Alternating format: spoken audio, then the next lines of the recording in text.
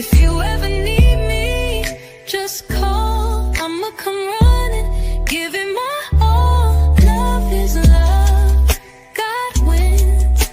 Keep your vibrations high and watch how your blessings.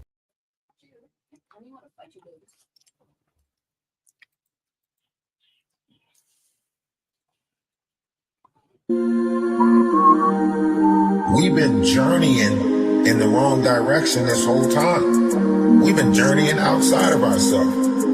Why? Rough to wise, talk to him. It's been a long time on here pushing out knowledge, wisdom, and understanding.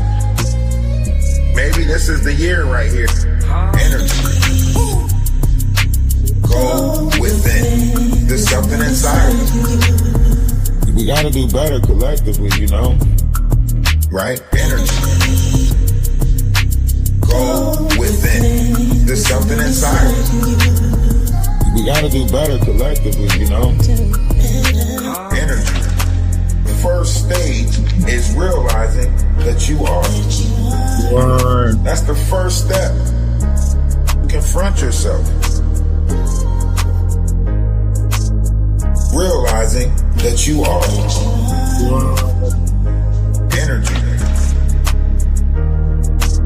It's been a long time on here pushing out knowledge, wisdom, and understanding. They can't put negative notions on us. Think about it. Great things is happening, whether they want to believe it or not. Maybe this is the year right here. This is the year for it right here. Right? Energy. Go within. There's something inside of us. We gotta do better collectively, you know? Go within. There's something inside of us. We gotta do better collectively, you know? One's image of oneself should be greater than reality. Don't let nobody tell you that you ain't great, because you are. Rough to wise. Energy.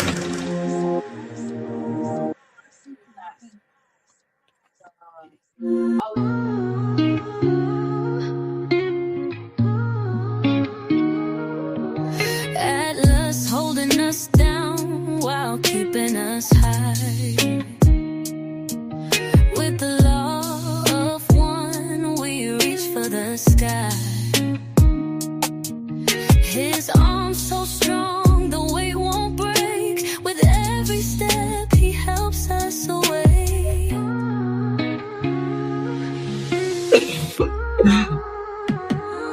Move as one, moving in love. Move as one, moving in love.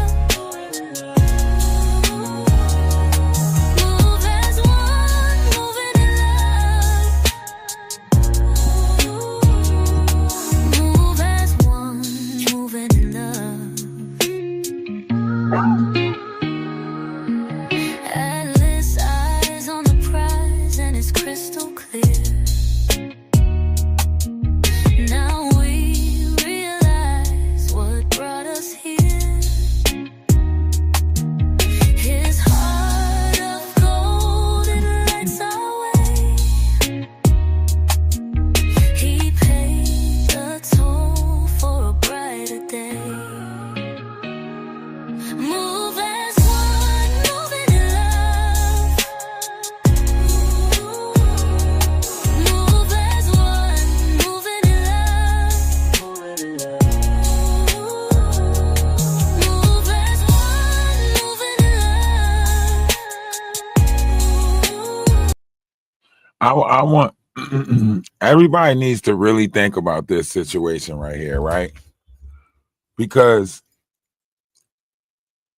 out of all of the cases, I done seen RICO charges, I done seen drug charges, and I never seen somebody bond at 25 million.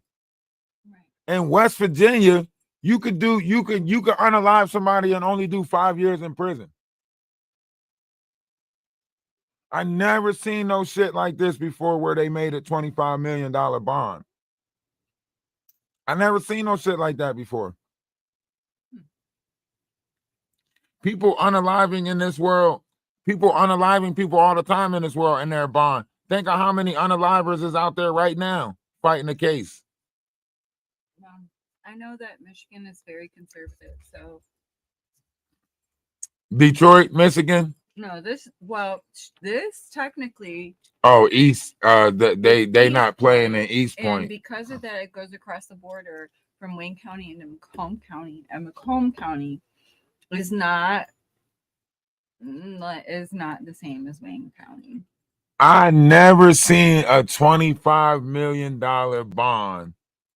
Okay, let me just say too that For a homeless person.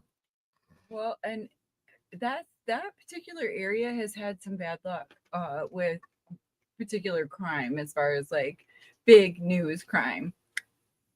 No, you're not listening to what I'm saying. Do you see how you keep on trying to make it about the area? Well, It's about the situation. This particular person, right? This particular person is not from that area. Remember, this Right. particular person came from Virginia. They changed their name from McCoy to and this goes back to fucking West Virginia, Hatfields and McCoys, right? So they changed their name from McCoy to Muhammad and moved to Detroit, where so this is not about Detroit. This is not like this is a Detroit native. This is not like this person is from that area, or you get what I'm saying? right. So this is a out-of-state person coming to another area, committing a crime in that area. But everybody's looking at her background, her spiritual background. Listen to what she's talking about: disrupting energy. Her using her words. She's saying that the manager was coming in, transmitting or transferring energy because she was bringing the negative and the misery from her house to the workplace, putting it on those other girls at the workplace, so on and so forth. So this is a spiritual person, right? Uh-huh. Who did some shit, and they're trying to make an example out of that. Plus, this is a person who did something against a corporation. Right. What if this happened at the dollar store? What if this was two strangers arguing in the street? It would not be getting this much fucking publicity. No, it's The fact that definitely- it happened in corporate America is the reason why that $25 million bond is on there, Mhm. because they want to show you they don't want nobody else getting any bright ideas. Right. So they want to make an example of this particular situation so that way everybody else will fall in line. Look at all the McDonald's workers right now that's walking around, all the McDonald's managers walking around right now like, oh, none of y'all better not get the bright idea to do no shit like that. That's the same thing that happens in prison. When an inmate attacks an officer or something like that, all the other officers take it out on inmates. When the election is going on and it's a Democrat or Republican, you can tell the wave of energy just by what's happening in the prison. When Trump got in office that first time, all the COs started walking around on some fucking KKK shit. And ever since Trump got in office that first time, it's like racism has became even more emboldening in this world. Yeah. Prejudice, whatever title you want to give it. Right. And it's towards a lot of brown people. This person changed her name from McCoy to Muhammad. You got to file for paperwork to change your name. And the only way they do it is if you have a legitimate reason. That means something took place in her past where the judge granted her the okay to change her name. Even her lawyer is banking on her past to get her out of this one. I dug Something. She's got some type of trauma. She's got something, because they hide a lot of these people that's young, that been in the foster system that went through a bunch of shit. They hide a lot of their juvenile history. They hide a lot of their mental history. Right. So I know another person who literally went through some trauma stuff, and they gave her the okay to change her last name because the last name was the trauma, because it was somebody on that side of the family that did something to her. So she said her last name was a trigger within itself, because she can't look at herself differently if she carry. It's like, Okay, think about it like this. Think about someone who was great and they brought forth a child, right? That child wouldn't want nothing to do with the father because they thinking that blood is running through me. So to satisfy their own mind, they will go get their last name changed, something like that. You know what I mean? Like if your dad do something to you, you don't want your dad's last name. You don't want to carry on that legacy, so on and so forth. So now we got to look at the implications of what happened in her life that she changed her last name. Because she went from Virginia and she changed her name in DC. That's the DMV area. Baltimore, all of that stuff. So she was in Virginia and she went to DC and changed her name. This is where she went from being McCoy to Muhammad. I could not find any information about her as a McCoy. Because it's sealed. It's sealed. You would have to look up her name and then it should trace you back to, you will have to look up her social security number in order for it to show you both of those names. It's sealed records. When she changed her name, she got it sealed. How? What did she go through under the name McCoy that they said we're going to seal all of this? Mm-hmm. Because she, you know what I mean? And now, parents wise, you're looking at somebody with the last name of McCoy.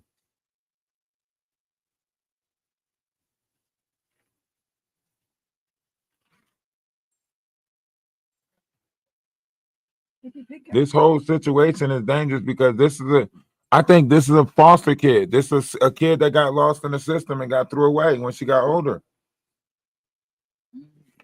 Yeah. I think this is a foster kid. Somebody knew her. All the people running around in this world fucking claiming that they know somebody. Ain't nobody stepping forth saying that they know her. Know of her. Not from Virginia, not from DC or Detroit. Nobody's coming forth saying that they know this person. There's a picture of her with two friends. I don't know. That could be just party life though. Party life shit. You used to take a picture with anybody. True. I used to go out, motherfuckers used to be like, "Can I get a picture?" McCoy is my dad's first name. Well, we're not talking about first name because this is this person's last name, McCoy. MCOY. MCCOY. This person changed their name during the first incident or whatever the case may be. In Virginia. And I'm not sure if this is the right person. I don't think this is the right person. This is not the right Fisher. Yeah, last name McCoy. This is not the right Fisher. All right, we gotta look something else up for that because this ain't the right. I don't think this 1995 dude is the right Fisher, unless he's. And that's from that particular incident. Well, no, like that Mark whatever page. Yeah, but this is in Michigan though. Right. So how did she get from wherever to change her name and then here to Michigan?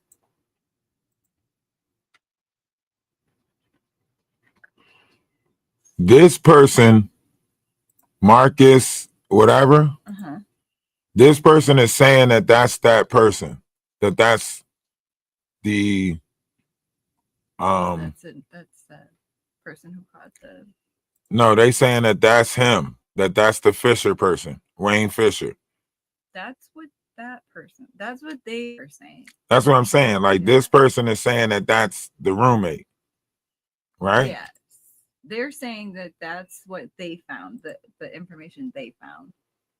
And I don't know if it's credible, but he does have criminal charges against him. That Mark, whatever. Sexual criminal, yeah, second degree. A person under 13.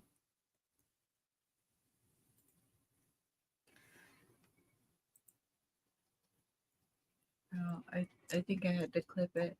That's why I said we could go to that person, Mark, whatever.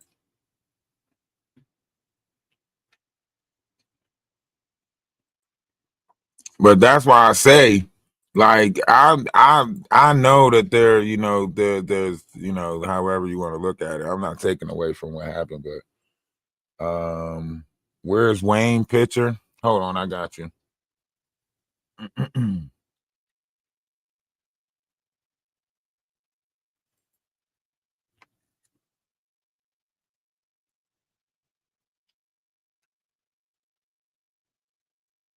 This is public record, by the way.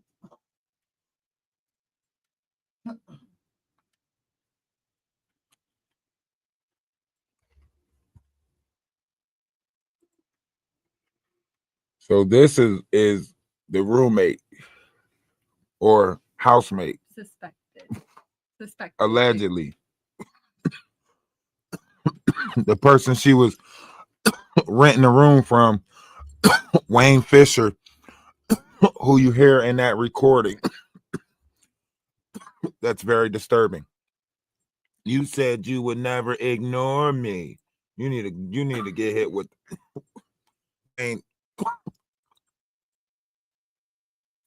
Wayne need to get hit with the Mann Act.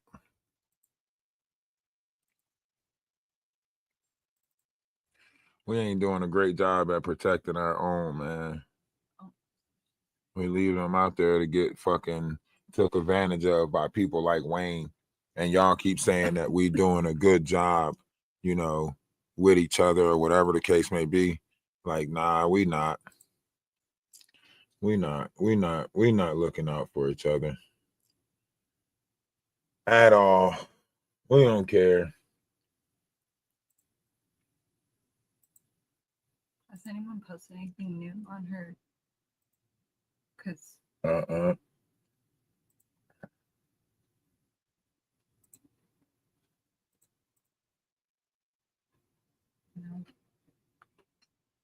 Oh no, this is our page, the same page of Feeney. There's just more people following it, that's all.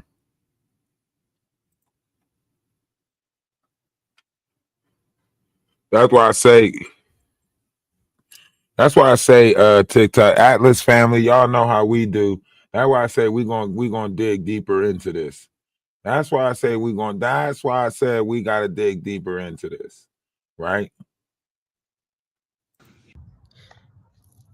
I'm just sitting. Let's take a listen right now. This is Wayne right here, so y'all can understand that we've been overlooking victims this whole time. I had to talk to my neighbor Wayne again and like clear up everything with him. Here was a person crying how I said how like and the whole fucking world ignored her. He's always like he always like look at me a certain way or something, and I told him that like I don't want to have sex. I told him that.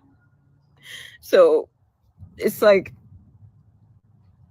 sometimes he would give me something to eat or something if I didn't make anyone on Instacart. I get that, but I told him like I don't want him thinking that that I owe him that just because he do that for me. Sometimes I want him to think that I owe him sex. So now, like, after I told him that, it's like he's been crying and crying and telling. Why do you think I said that? I said we got to stop paying attention to the Jaguar Wrights, the Ali Carters, the Legina Golds, the Fullers, right?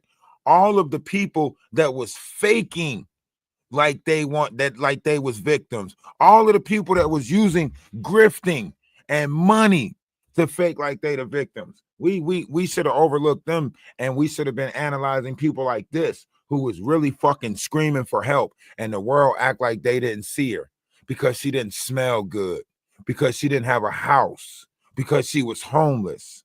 Everybody act like they didn't fucking see her, right?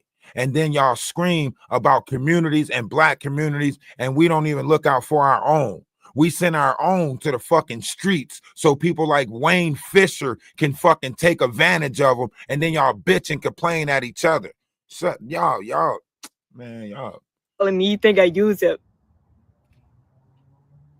Dismissing everything that I do for him and did for him. Dismissing the fact that he had this condition that he'd been going through for a long time and nobody can help him. But me, I helped him get through it. And I cook, and you know, I don't have a lot of money, but I still make money at work, but you know, I don't have a car right now. I'm still working to get in a car. And he feels like I owe him sex. And now he's mad and crying and trying to make me feel guilty. I need to just Now watch, look calm at down. her cues. I'm gonna be okay. Right there. That is something that autistic kids is taught right there.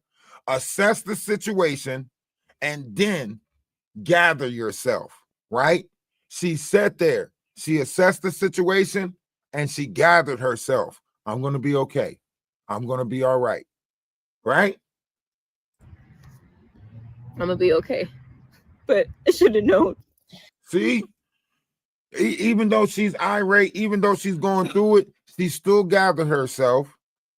She took recognition for her own act, like even with the message that she said, you know, my dad told me that I was better off homeless and living out of the car than being with, you know, being under the roof with a creep, right? I'm playing my peaceful music so I don't have to listen to you doing this, and you're interrupting my music, calling my phone. Please leave me alone. You told me you never ignore me. Stop. You see that? That's gaslighting.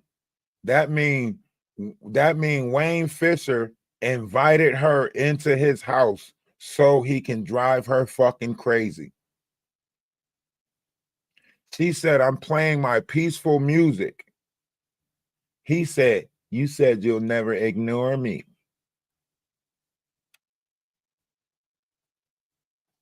Now, how many of us as adults are turning our backs on our kids, leaving them to the streets, and people like Wayne Fisher to groom them and put nothing but negative energy in them, gaslight them, and then release them upon the world?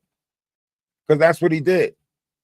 He took her broken and installed all of his hate and every fucking thing else, and he put it in her. And then he said, now go get a job. Go out in the world. Go. See, that's why I say y'all got to remember that we're nothing but vessels of energy.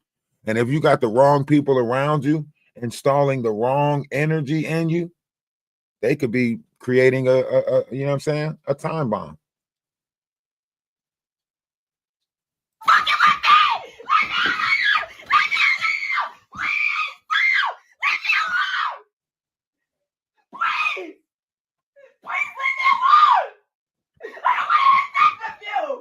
And then the manager keeps sending her back to that.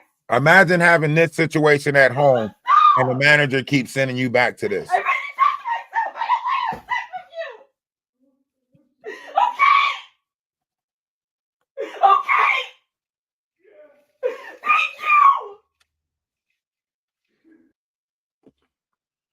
But wait, there's more.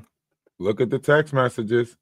Found out today when I bumped into someone I accidentally touched with my hand, so on and so forth. What makes it worse, this person was a minor. So Wayne was a fucking MAP. He was a minor attracted person. That's why he had her, the 26-year-old, in his house. And that's why he probably was an older gentleman who fucking didn't have anybody, right?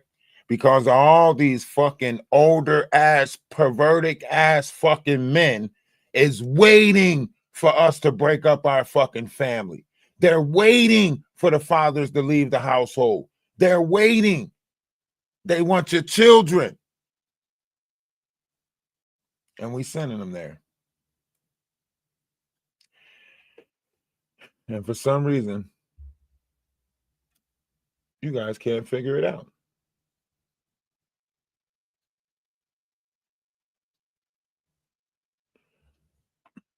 I don't get it.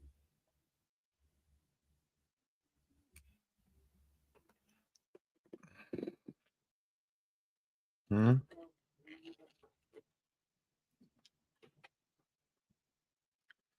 I don't get it. Like where do we start with this one? Where do we start? Because I'm seeking understanding. I'm not seeking an argument with you guys or anything like that. I'm really seeking understanding. Like I done looked at this shit up and down, and I keep on rolling this around in my head.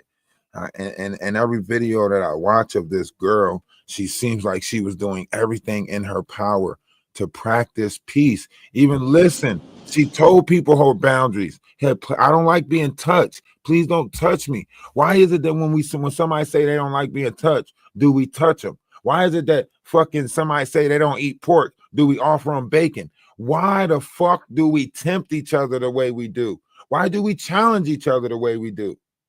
I've been in workplaces where I don't like being touched, but I'm a 6'5" black guy. So when I say I don't like being touched, they respect it a little bit more. Oh, they still tried me, but they respected it a little bit more as opposed to a 5 foot something petite, woman.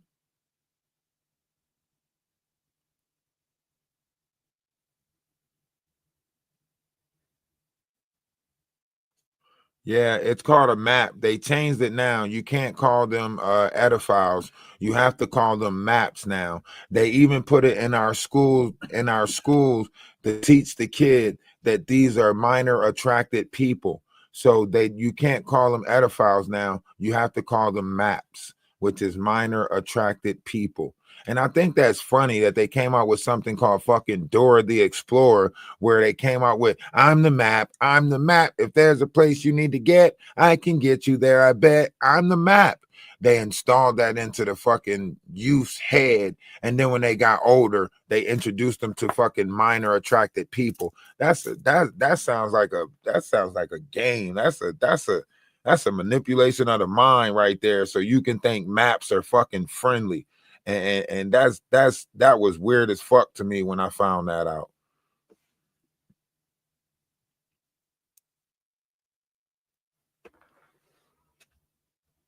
Yeah, that was weird as fuck to me when I found that out. So let me get this straight. Dora the Explorer was setting us up to introduce our kids to minor attracted people. Come on, man. Y'all got to see this shit. Why you think there was no adults and no cartoons? Go back, look at Cow and Chicken.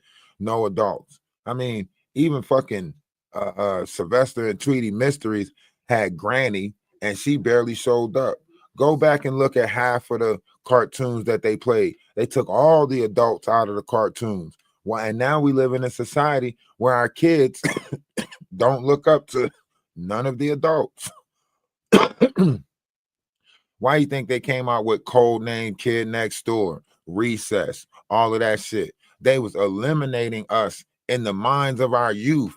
Even at that time, we didn't even recognize that shit. We didn't even see it. I went back and rewatched SpongeBob. SpongeBob got so many fucking adult jokes in it. I'm like, hold on. As a kid, I wasn't thinking about the joke like that.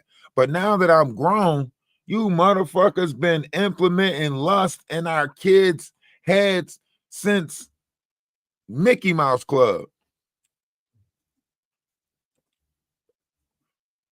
You wonder why our youth can't stop shaking their ass. Soon as a beat come on, whole fucking cheeks and shit start moving and shaking, and I can't help it. I just gotta keep shaking my ass. Where are her sisters? We don't know. Like, I don't know, but I'm gonna be her brother. I'm gonna be her brother from here on out. As soon as I figure out how to get in touch with her, I'm gonna be her brother from here on out. We already lost a mother. We don't need to lose a sister too. So, I already lost a mother. I don't need to lose a sister.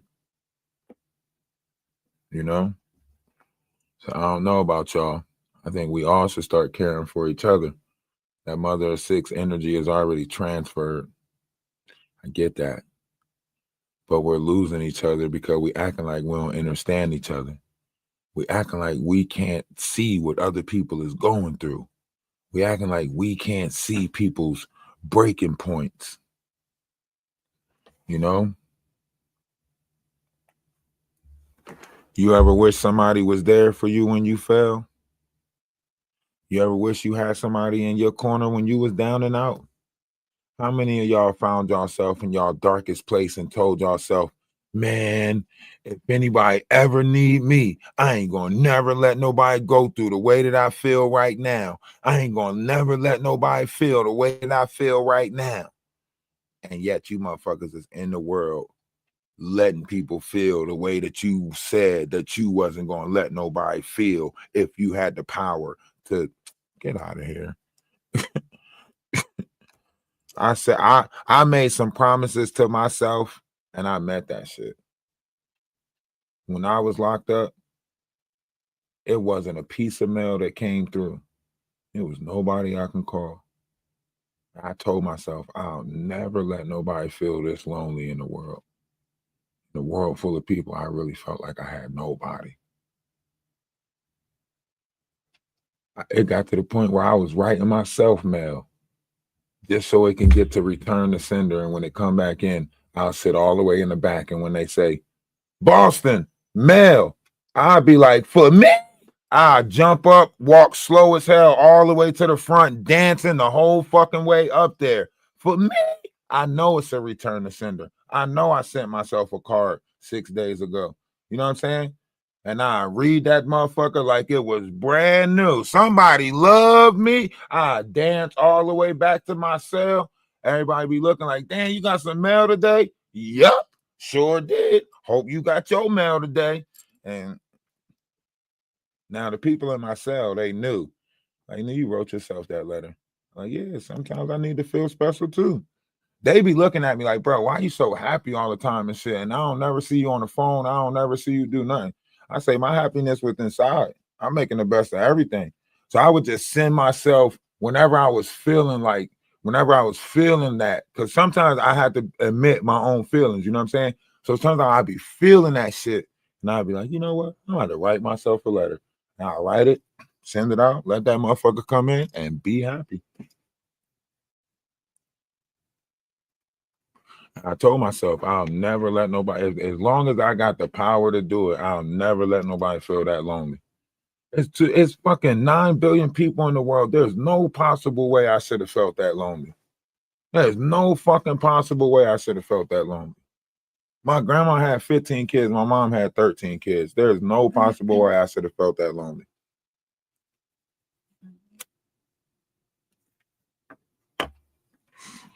But I'm glad I did, because, you know, it allowed me to understand that I wouldn't wish this on my worst. The loneliness will make you do crazy things. Isolation will make you do crazy things. Start making you think different, you know? You think about it. When a lot of people was a kid, a lot of people had that fucking attitude. If you was getting ass whoopings at home, you was going to school taking it out on people. Fuck it. Fuck it. You don't beat my ass anyway. Fuck it. You know? And we kind of created a society like that. In fact, we created a society that thinks that it's better to ask for forgiveness than permission.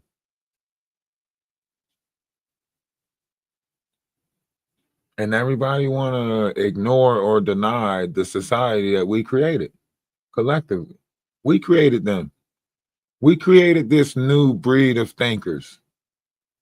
You know, a lot of Gen Xers. I invite any Gen Xer to come up in the box right now and tell me everything that they know about what people are identifying as, since we opened up this door of identity, right? You don't even know that people are identifying as trans canine. There's a whole fucking young group that is in relationships with animals, and nobody even fucking know that they exist. I mean, Drake know that they exist. I mean, that's why he came out with the album called For My Dogs. You know what I'm saying? But the rest of the world don't know they exist. Drake know they exist. That's why Drake said, the kids I hang out with is gonna be parents someday. And that's scary. Because he have them girls doing all types of stuff with animals and shit like that. You get what I'm saying? Mm. So, you know, but they're academic, no. One of academic's ex-girlfriends was literally a trans canine. She said, I've been with 2 people and 4 animals in my whole life. One of those people being academic. Think about how many women want to say, put a leash on me and walk around. I don't know the name of that shit, but it's a bunch of motherfuckers that want you to put a leash on them and do some old weird ass. I don't even know the name of that shit. People are living in all different states of mind. And now we want to deny that we live on a multiverse. How you denying we live in a multiverse when you got Comic-Con coming up? What verse is that? How the fuck you got people doing a Renaissance LARPing in the park and you can't see that we live in a multiverse? Huh? These motherfuckers is going on Pokemon hunts in real life. Y'all all think we live in the same world. Well, go catch them all then. If we all live in the same world, let me go see you catch 150 Pokemon of all to see. Y'all don't see that we live in a multiverse.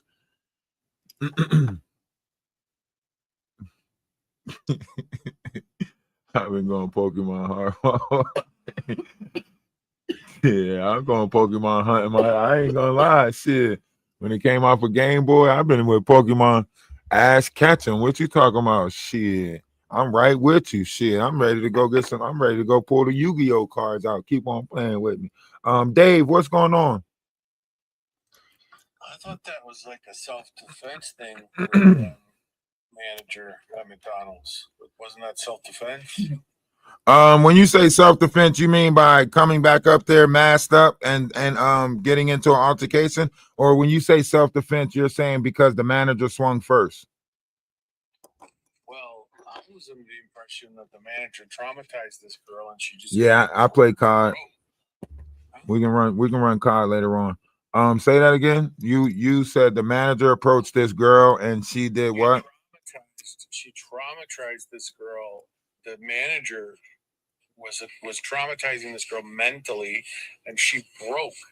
And at that point, that's what caused it, was the harassment and the bullying by the manager. All right, let me ask you this. Is traumatization a level of self-defense? At some point, I think it should be justification for, what happens, because if she wasn't doing that, this would not have happened. So are you changing the laws that we abide by right now to fit how you feel about them? Because it's not a law that says that if someone traumatized you or if someone puts you back in trauma, which is basically a PTSD situation, which no one knows who's going through what, right? So there should be a law that protects our mind. You're right. There should be a law that protects our mind and allow people to not play with our mental like that. You're right. But in this situation, the manager sending her home, singling her out, there is discrimination lawsuits that can put in, there's civil suits that can be put in, there's a chain of command, proper protocol, HR, and so many other things that you have to abide by in the workspace or whenever you're in workforce America, right? Now, the manager could have been using her titles to, ridicule this person, put this person down, and then ultimately send this person home, and including the messages on Instagram because they got into a fight about that or an argument about that. So I see what you're saying, but it's not self-defense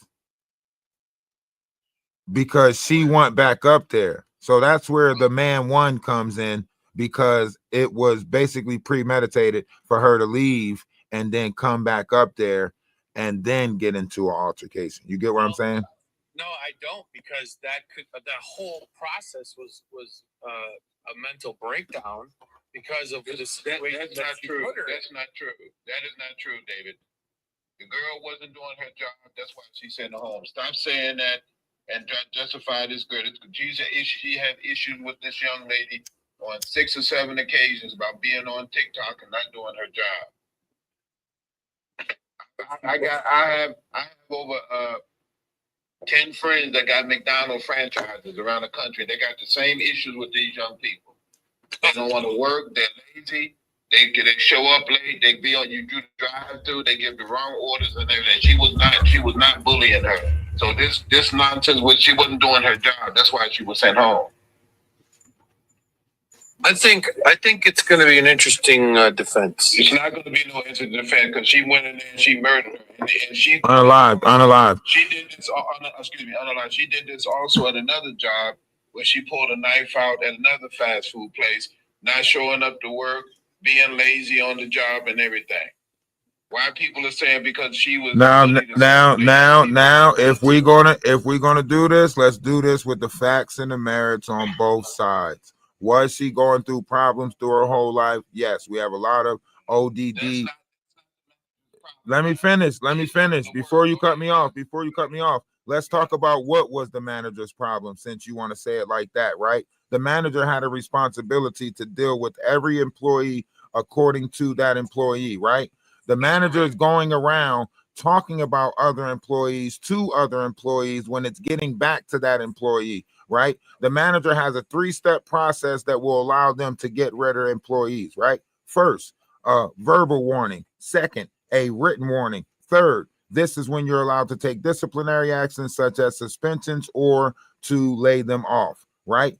And whenever you are, they tell you, a manager, when you send someone home, if that person comes back you are to go and call the police. You're not supposed to swing at this person. You're not security, right? So there was a lot of things that went wrong on the manager side.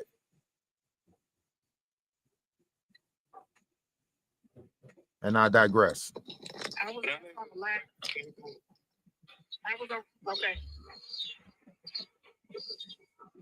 I was just saying, let's just put all the facts and merits out there, so we can look at it. As a whole, instead of just looking at it through feelings and emotions and picking and choosing which facts and merits we bring to the table. That makes sense. Miracle, your mic is muted. Your mic, hold on. Miracle, your mic is messed up. You got, I don't know if you in the holler or in the like you got real signal, a messed up signal that's put. Where you coming up to say? I don't know if you got Wi-Fi. Yeah, you on Wi-Fi now, I think. But if it keeps going to the red, I might have to drop you down because you're taking the numbers out the room. But come on with it. Do y'all want to know what the co-worker said that were there? Yes, 1 second. Miracle, what you coming with? Okay. Now, I was in law enforcement, okay? Me too. Me too. No one would be a $25 million fund and they did not allegedly commit I'm trying to be TikTok proper. Yeah, we can't even hear you, so you can. 25 million is a lot, isn't it? Okay. Right. That's what I'm saying. I believe in the justice system because I was a law enforcement. But anyway, I'll move around and make sure I can get a better signal. Sorry about that. All right. But 25 million? That's crazy. No, Yeah. That's crazy. Yeah, that's outrageous. Come on with it. You said you got some information about the other people. You said you got the other coworkers. Yes, I was on the live where there were 3 workers on the live that were there that said one of them, I'm just gonna say her name. One girl name is Blunt, one girl name is Rain, and the other one name is Cougar. They all three said that the manager was bullying this young lady. I understand that the gentleman in the white, he said that he knows how it goes, but those young ladies said that young lady was bullying her, and that she had been told that she could come to work by her, and she still sent her home, and she didn't know her and didn't talk to her. And said she stank, and said, talked about her practice, talked about her spiritual practice, you know, all types of stuff like that. And, you know, she was saying that she was homeless and she smelled bad. And yes. They say, and yes, this is a premeditated situation. And I'm looking at this young lady because I worked as a sheriff in the jail before, and it looks to me like her situation, she feels better since she is unalive, that lady. I don't know if they medicated her, because that's what they do if they have her set in mental health in the jail. But it looks like her situation is going down. Like, I don't think that she's gonna. I think she knows how to work the system. Like, she's been through this before, and I've seen this where those inmates would come and go for the same thing, murder, and they would get off Unalive. Their mental health. Excuse my friend. Now let's dig into that right there of what you just said. Now, I have done a pretty decent dive into this particular persona, and it is ironic, the situation that took place in 2022 in Virginia. On top of that, she moved to DC, changed her last name from McCoy to Muhammad. You know what type of paperwork you got to file in order to get an approval of a last name change. You have to have proof of like some type of trauma in your life sometimes to get a name change like that, unless you're just metal world peace and you just got some money to throw at them. But she went through the name change thing, striking me as odd. And there seems to be some stuff that is stripped from her records, like sealed. She got some sealed records, and a lot of times you will see this in like witness protection program or other said programs like that. So there is a lot more to this than what they're putting out there, and even the lawyer is aware of something that he's not actually saying fully at this particular time. We'll have to keep going and see how it's going to go on the 23rd. And, you know, as the details keep unfolding, we're going to, you know, see this all the way through as far as bringing information about it and so on and so forth. Y'all tap the screen, share the live, make sure y'all hit the follow button. But come on, you got some more? Come on with it. Well, I think I basically just mentioned what I really wanted to say. I will let somebody else speak, and if they need to drop me down, I'll just stay and I'll stop the screen. All right, I appreciate you. I'm gonna give you a follow, so I appreciate you for coming in. I appreciate your insight, and I appreciate you, keeping track of this as well, because we got to take a better account of dealing with one another. And if y'all do know, if this is the Wayne that she was dealing with, if this is Wayne Fisher right here, he needs to be in jail. This guy needs to be in jail. He needs to be hit with the Mann Act, because those text messages are very alarming. But let's get a rotation of people coming up. Dominique, you got echoing coming through your mic. RMV, what's going on with you? Hey, thanks for having me up, Energy. Yeah, this is really a sad case. I just came up to say, I just want, there's a lot of stuff happening in the workplace. I remember when I worked at UPS many, many years ago. They had this whole a lot of part-time workers, right? Like McDonald's, like Amazon, like Walmart. You see these type of jobs where they employ a lot of people in this country work these type of jobs. fast food places, and they get abused because the management knows that these people have nothing else, right? Right. And I know when I used to work for UPS, I was a college student at the time, and many years ago. And I was a college student, so I didn't care. I didn't have any kids. I didn't have any family. But a lot of people around me, they had families, and they were working this part-time job. I was just working for extra money. But the managers would do this. They would abuse the employees. People would come in, and then they'd work for an hour, and then they would send them home. Oh my God, people would be so angry, right? Because they're not going to have a paycheck at the end of the week, right? Absolutely. You want to make 15 hours. The idea was to make 15 hours minimum, right? To have a decent paycheck. So 15 hours is like really the minimum of part-time payment per week. And think about a full-time job is a 40-hour week.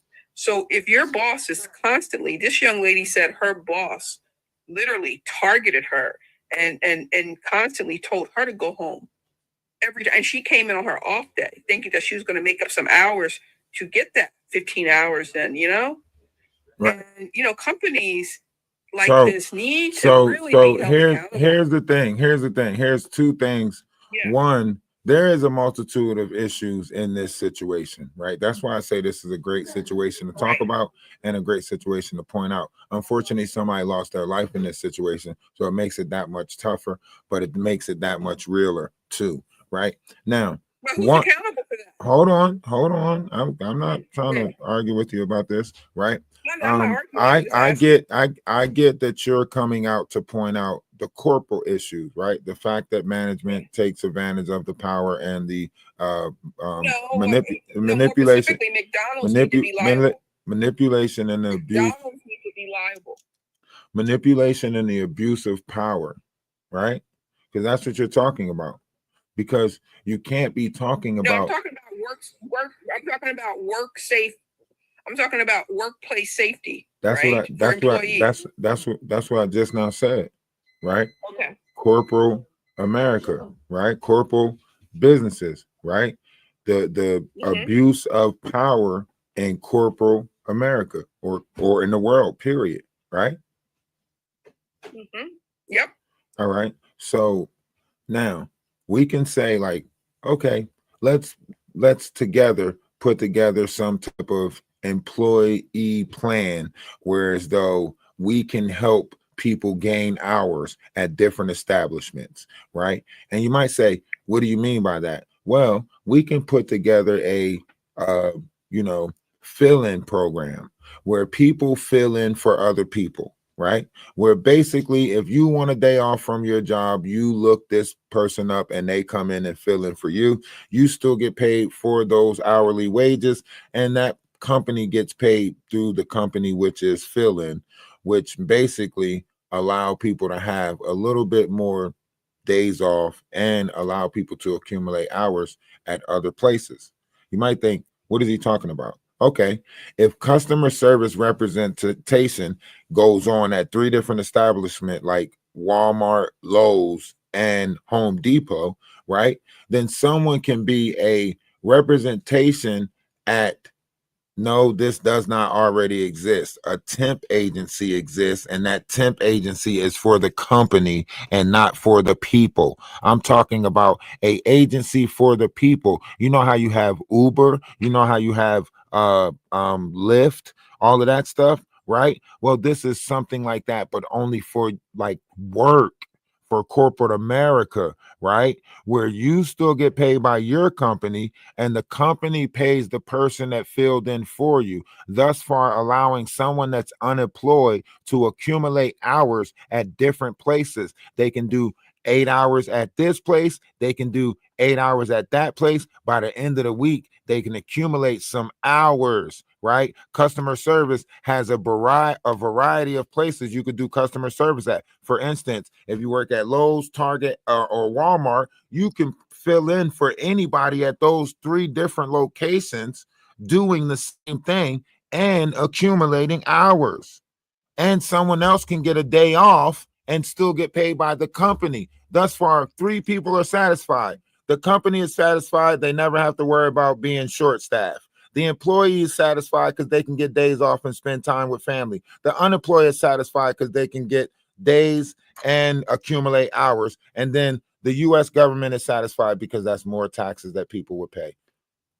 Come on. See, y'all try to shut it down before I even got it all the way out. They in the comment section trying to shut the idea down before I even get it all the way out. And it literally benefits everybody for us to help each other out that way. And they already were shutting me down in the comment section before they even heard me out. You see how close-minded we are in this world? No, they said no. One person they weren't clear. One person said they do that intercompany, but not to what you were suggesting with a intercompany. Yeah, that's why sometimes you have to listen to a person fully before you assume you know what they're about to say. That way, see, a lot of people listen to respond instead of listening to hear. When you have an open mind, you'll let me finish what I'm saying before you try to cut in, because you're actually listening to hear. But people in the comment section listen to respond, so they already thinking. I was waiting for, because I do believe. I mean, I work in corporate. I'm a manager, a management, executive management, and I do know in situations like this, I would want. I'm very interested to hear what McDonald's have to say, and they're like, and I know their lawyers are probably huddled now. I don't know whether they put out a statement yet, but I want to know. I don't know whether this is a franchise McDonald's. It's a privately owned McDonald's, but I don't think we would hear what McDonald's have to say because they got those cameras in there. And when they go back and look at the cameras, they can see that this girl was getting fucked with and stuff like that. You know what I mean? And her lawyer, and now that it went to this level, the lawyer is going to have to. Could I finish? Go right ahead. Okay. So what I was saying was that McDonald's have to do a full investigation. To your point, the investigation is not complete yet. We don't know whether this manager treated other employees like this. We don't know whether she was allocating the work hours based on policy, right? So there's some policies that are in place that management has to follow around hours and making sure that certain employees get a certain amount of hours by the end of the week. We don't know any of that yet. This manager was not in charge of none of that. This is a shift manager, right? The person who was in charge of making the schedule. Managers still have to follow policy, sir. I'm not talking about the policy. Are you kidding me? I'm not. I am though. But okay. I know you're not. No. What I'm saying is, if we're talking about the policy, right? The person that this happened to, she didn't make the schedule, right? So we're talking about. If we are talking about the policy and we're talking about protocol and we're talking about McDonald's, right? Then you also have to bring up the fact that this is a privately owned McDonald's, right? Therefore, even though they are a part of the franchise, they still have a separate thing going on, right? So this is a subcontractor, right? So even if you do try to keep on pushing this McDonald's thing that you're saying, hold on, let me finish. You're not going to cut me off again. You can't cut me off again. I'll let you cut me off 3 times already. Now, McDonald's is going to, they can use this to implement AI technology in their stores and businesses by saying that mankind is out of control. Therefore, you are giving them the fight that they want. And they're going to implement this to use this to say, this is why we're putting robots in there, right? Or you can say, 2, this is a privately owned McDonald's, and you wouldn't be really attacking the McDonald's franchise. You can only sue the separate entity that is the privately owned persona, right? So either way you looking at this, you're just creating a fight with a franchise when really this is a people treating people fucked up problem. This has nothing to do with McDonald's, corporation, titles, none of that shit. People treat people fucked up in this world, and we need to learn how to treat each other better, no matter what job you at, no matter. That's all fine. Yep, I agree with you, but this is why jobs have policies around workplace personal conduct. That we have, all companies have employee conduct manuals, and we got to make sure that this McDonald's had an employee conduct manager, manual, and everybody understood when you fill out that application, it tells you the employee conduct, how you're supposed to behave on the job. And that goes for management. And we want to know whether these policies were followed by the manager who got in alive, how she treated the other employees. We don't know any of this. So what are you talking about, sir? I mean, come on now. I'm talking. Hold on. Let me ask you this. Workplace has to be safe. Okay, now since you said, "What am I talking about?" Are you going to give me a chance to explain what am I talking about, or are you going to jump in and defend you a little bit? All for a right, second. go ahead. So, Miss, basically what he's hitting on is there's, let's just call it there's three parts of this problem here, okay? There's this woman had an alcohol issue, right? I'm assuming she's probably first generation in here and didn't really have family backing. And what he's hitting on is, in general, the McDonaldization effect. In other words, you have these corporations who teach, abusing an abusive commerce culture from the top, and it spreads down to management, her position there. So like I said in another comment, if this woman had, and I don't like to say this because there's no justification for what happened to her, right? There's a mother of six women, a mother of six, and a good woman, I'm sure. And I don't think it's really fair that all of us assume she was abusive, but I think it's interesting that that's the main thing we talk about right now because we know what's going on and it's perpetuated through the entire society. So I think this is fascinating because there's a lot of things going on, but we all know that there's racism and discrimination and that there's a problem against Black people in this economy. So all of us are focusing on this one thing about how this woman must have been abusing. If you listen to the young kids, when they chime in on this, a lot of them say immediately, oh, she shouldn't have been abusive. So obviously this is a problem that's persistent throughout, society. He's just hitting on the global socioeconomic systemic issues. You're more talking about the tangible things, because you're a manager. But that's what I'm saying, though. Like, Sir, if we your workplace conduct, your job, when you come into your job, you are supposed to be safe. They're supposed to have a safe environment for you. I don't care where you work. And if they don't have that, the management is liable. So they are civilly liable, not criminally.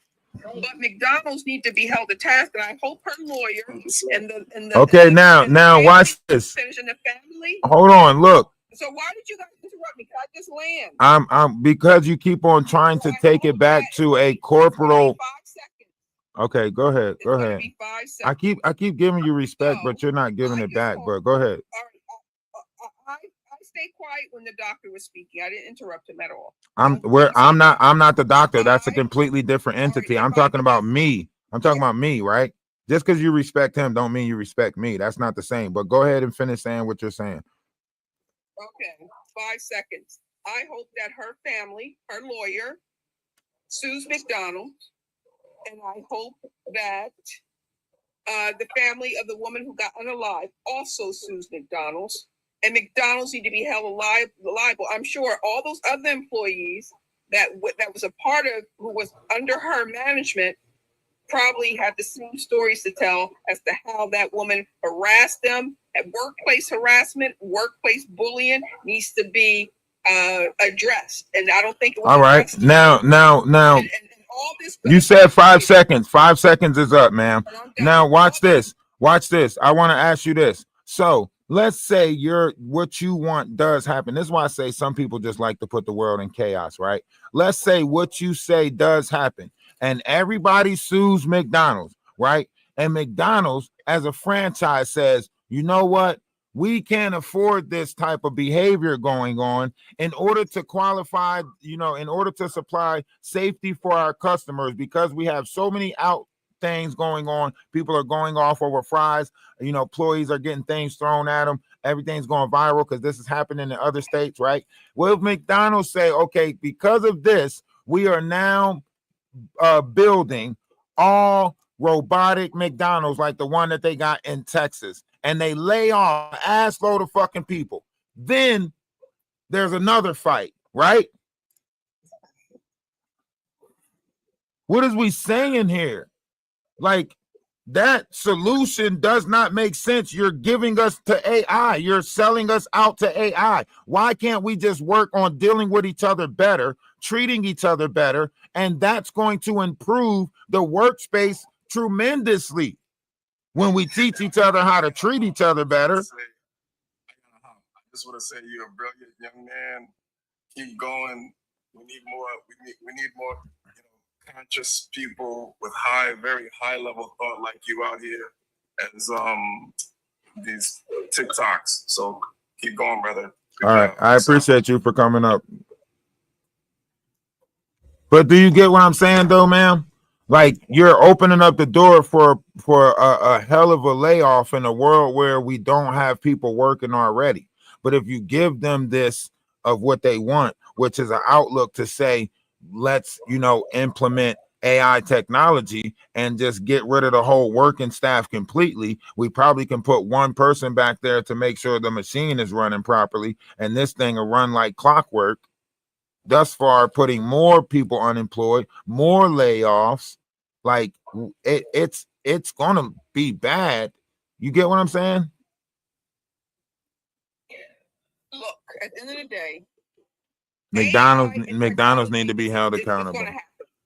That has nothing to do with what we're talking about here today. What happened to this young lady? Hello, can you hear me? Manufacturing, industrial always evolves, sir. That has nothing to do with nothing. All right, then McDonald's ain't got nothing to do with what happened to that lady either. It's your opinion. No. Basically, McDonald's don't got nothing to do with that lady. McDonald's hired a manager and expected the manager to do what the manager was supposed to do, right? See, you want to point out the facts and the merits that you want to point out, but you deny everything else. That's terrible. That's terrible. You're terrible. Come on in. Thank you for calling me terrible. I love you too. Go ahead. Somebody else come in. I love you too. I'll be terrible, but I'm still gonna look at you with love. You're not gonna come in here and try to make and teach me how to hate. So I love you too. So you can look at me as terrible, but I'm terrible enough to let you on my panel. I'm terrible enough to leave you up here, and I'm terrible enough to let you call me terrible to my face without having no type of malice towards you. But come on in, somebody else. So, as someone who has worked at McDonald's and plenty other fast food chain restaurants, I'm young. I'm 19 years old. I have had plenty of experience with managers who just, in this case, I really do. I don't know if it was this, but managers who just use their authority for power. Like they just power trip off of being a manager because they have a position. So, as a 19-year-old Black woman who knows for a fact that mental health is real, circumstances are real life is real, and people have to go home to a lot of things, a lot of trauma and a lot of other things. You do not know what people's circumstances or where their head is at no point in time. I don't care how much you think you know the person, how many times the person come into work and they have a smile on their face or whatever. People do not know what the other person is going through on a day-to-day basis at all. I genuinely think and how the situation is looking, especially from the girl's point of view that killed her manager. Unalived her manager. This was years or however far back people can go back of what it looks like to the public eye mental illness. If the manager would have taken time and actually probably talked to the girl or anything like that, or actually had a decent conversation to her, she would have probably seen that the girl had something wrong with her. Because as a 19-year-old, and I look at it this way because I do feel like a lot of older women, because they have the power to do it. As a 19-year-old, I can definitely see when somebody is trying to bully me in the workplace. Like it's not hard to pick up. It's not hard to pick out. And it's usually that I'm not the only person that got bullied in the workplace. It's multiple people that can say, hey, she did that to me too. Hey, she sent me home early too. Hey, she didn't let me work my job either. Hey, she didn't let me do this either. And like I said, is her unaliving her right? Absolutely not. Did she have a momentum and a motive? Absolutely. Absolutely. I agree with you. I agree 100% with you. Me too. And as far as that goes, and this is just my opinion. The girl didn't just unalive that woman for nothing. Justifying what she did was right, but you can look at the videos of her and tell that she had mental illness going on. I live here in Detroit, like a couple of blocks from the McDonald's. And I, as a Black woman, I did over 35 years working in a hospital. And I'm just saying, from my point of view and the things that I have seen throughout my life, some BLK women, when they get a position, they somewhat push their power. Yes, ma'am. I don't know why it is, but as a worker of all them years, I got along with the white managers. Yes, ma'am. Better than I did with the BLK managers, my own people. And I believe that this child was bullied. That, you know, then, and then also let me say this. It was said that she got sent home a couple of times because she was caught on her phone. Well, I just got through looking through some of the employees' videos. They in the back doing TikToks. McDonald's. All of them was on their phones. They were. It wasn't about them being on their phones. Because a couple of people was on their phone, drive through on their phones, talking on their phones, so on and so forth. It was how she carried herself, right? She, like she said, she was making the peace. But when it comes with making the peace, is you run into disruptions, right? Now think about the manager yelling at everybody. She's the only one that's saying, like, calm down. We doing the best we can. Calm down. We you know what I mean? We got this. Calm down. You need to chill. You need to take a break. If you're getting frustrated, you go sit down. The manager didn't like that shit. The manager didn't like this person who's homeless, don't have nothing, coming into her job, telling her how to do her job after 15 years, or trying to correct her on how to deal with people on the job, right? So the manager, criticism is nothing. Hold on. I'm just trying. Can I finish? I'm just trying to give y'all insight on the situation. I'm not trying to argue or combat with you. I'm giving you insight on what's happening at the. Can I finish? Can I? I can't. We're supposed to work as a team together. You know, and if somebody, if me as I've been a team lead, and one of my co-workers come and say, well, hey, YouTube, you see what I'm saying? YouTube, you see how they just keep on like not letting me talk. They keep on disrespecting me when I'm speaking, but they want me to respect them. It's like they're doing it on purpose. You know what I'm saying?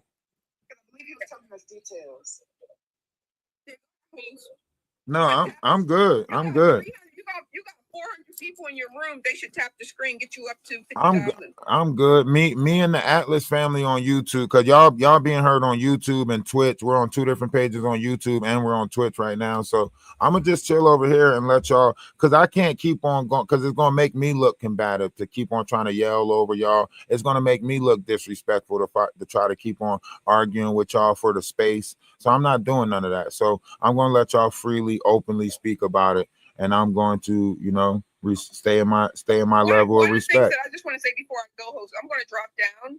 One of the things that I will say, like somebody said in your chat, they said there are there's no reason for her to unalive the manager. And I always will say this: anytime you hear about murder, there are always extenuating circumstances. So it's there's nobody wants to unalive anybody, but there are always extenuating circumstances, and I don't want to judge anybody who is put in a situation where they feel like they have to defend for their life.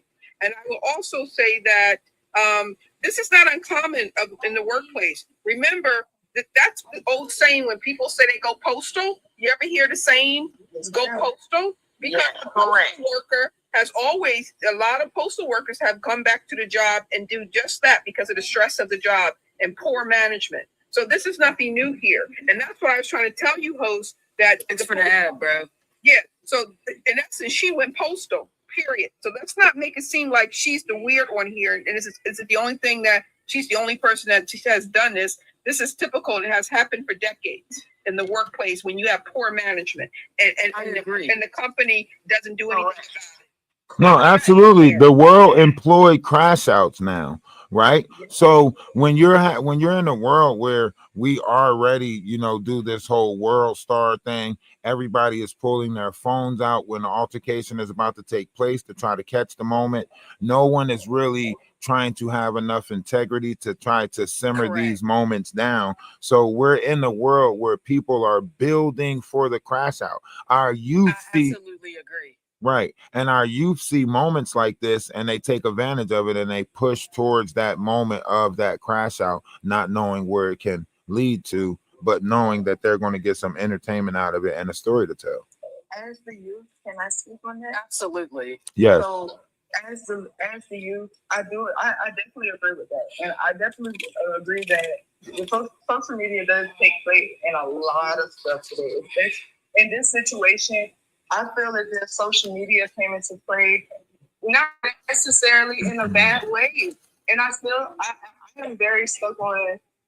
You don't know what people go through. I forgot the charge name, but there is definitely a charge where people can get off. Where it's temporary insanity. You do not know what people go through. It takes a moment for somebody to snap. It takes one thing for somebody to go for whatever they're going through to be on you because you said the wrong thing or you know what I'm saying, you reacted to them wrong or whatever the case may be. I do not feel like this is one of the situations where this girl was just sent home and she just snapped because she was sent home. I genuinely feel like this is one of the situations where 100%. 100%. This is where this was her breaking moment. And guys, as the youth, I can tell you that we have a lot of stuff to break us right now. It's a lot of things. Hey, YouTube, the internet is undefeated. Break us with just internet is undefeated. So you don't know what the girl was going through behind closed doors. But as Black women, as Black people, period, I can tell you, she stepped outside and faced some type of problem. Some type. Right. Absolutely. So you do not know. And the comment says the jurors don't want to hear the insanity plea. If that was the case, they wouldn't have the insanity plea. Well, let's stay away from certain verbiage. Let's stay away from certain levels of verbiage. Blanca, you seem like you're doing a lot of ad-libbing back here. Come on, let's come on in with it. What you bringing to the table, Blanca? I want to say something, but I was just trying. I mean, I'm just letting people know that I agree with their message. But I was going to let sister speak, and then I was going to chime in. I was just going to let. That's what I'm saying. She come on in with it. Come on in. So can I come on with it? Can I say something? Come on with it. Okay. I mean, I just 100% agree. Like, this was her breaking point. Absolutely, this was her breaking point. I absolutely believe that the manager took it as being on her hierarchy that she was. She took it as, I'm going to cut her irons. I'm going to make this girl feel some type of way. But I do agree with you, brother. We deal with so much, and you can't let people get to you. You can't. You can't. You really just can't. But at the same time, we don't know what she was going through. That's not that strong. I agree with that. I understand. Absolutely. Mark Moses, come on in. You said you wanted to come in after her. I respect that. Come on in. Yes, sir. All right, come on in. Okay. So listen, right? I'm speaking from somebody that was a manager in a fast food restaurant, and I'm speaking with somebody with mental health issues as well. Now, what I noticed is when I was a manager, I was a shift manager. What I noticed is these managers that come in there and they bully people all stayed long. You know what I mean? Like we at restaurants because that's our options at that particular time, and we do what we got to do. It's better than doing a crime, so I respect it. So it is. It's tell my employees on my shift. I talk all the time. My job is not to bully y'all because I hate it in my heart. I don't like somebody to get picked on. You know, because I know the traumatic things I've been through in my life. So I tell people, the people that work under me, I said, my job is not to bully, to talk down to y'all and make us feel less than. My job is to manage so we can all do this thing together so we can go home. At the end of the day, it's very stressful. And the rest of it, if you never work here, it's very stressful. It's very, people come in there with complaints. You're dealing with 1,000 different personalities a day. You know what I'm saying? People there, they do maybe be on their phone, it might be this, but I just feel like it was, if that woman was that bad, you should have just let it go. Don't bring her in there, cut her days off to torment that woman every day. Right. You know what I'm saying? You know, there was one lady to say, what, I seen it too. It's not just, but it was mainly us that was doing it. It was mainly, I'm talking black, white, it was always mainly us the ones that were talking down. I mean, I had people that under me that was black, white, all kinds of creeds, but I never, because my mentality was you never know what somebody's going through on the outside of these doors. So why bring that down there? And a person that's on gabapentin right now as we speak, a person that is on depression medication, I'm not going to go in there and just snap. You know what I'm saying? It's got to be a bit, and to the point where I have got violent, both my hands or whatever, because I have a breaking point. Now, maybe that was an extreme or whatever, but I'm not going to sit here and we're the only race of people to say, oh, well, you should have did this, you should have did that. You never know what somebody's going through. Sometimes Now, I applaud you for, you know, coming up and, you know, everything that you're saying, right? And I want to give people a little bit more insight on what you're talking about, right? Because, and you know, you can stop me at any point, right? But isn't there certain points in your journey that they teach you about this reset process, right? Where you find yourself about to lose it and you have to go through these steps in order to calm yourself down. Isn't that a process that people that go through? True. Right? That's true. One of the best thing, because the best thing about my experience, you have to be on medication and you do have to remove yourself. Like on my medication, I will remove myself. I had a quick job because I felt like I won't come in here and snap. I felt good pains out. Right. Because I know my history. Right. So I'm going to snap. So that's my journey. I'm almost 49 years old. I'm not 26. And if I've been a 26-year-old man and was going through the same thing, I might have did the same thing because I was in a position when I was a piece of delivery guy in Philadelphia, and I had thoughts to shoot my boss in the head. Oh, chill. You can't say stuff. You can't say stuff like that on TikTok. You can't say stuff like that. Nah, you can't say stuff like that on TikTok. Everybody F1 in the comment section. Look, get the shares out there. Get the shares out there. Get the likes up. Get the shares out and the likes up. Make sure hashtag save the live. Yeah, you can't say stuff like that. But Can I just say something but last you're and entitled. on out? All right, but you're inquired to that thought. Like you're entitled to your own thoughts. I just, some thoughts is better to keep. You know what I mean? But you're inquired to that thought. But come on, Blanco, get your last words in before you head out.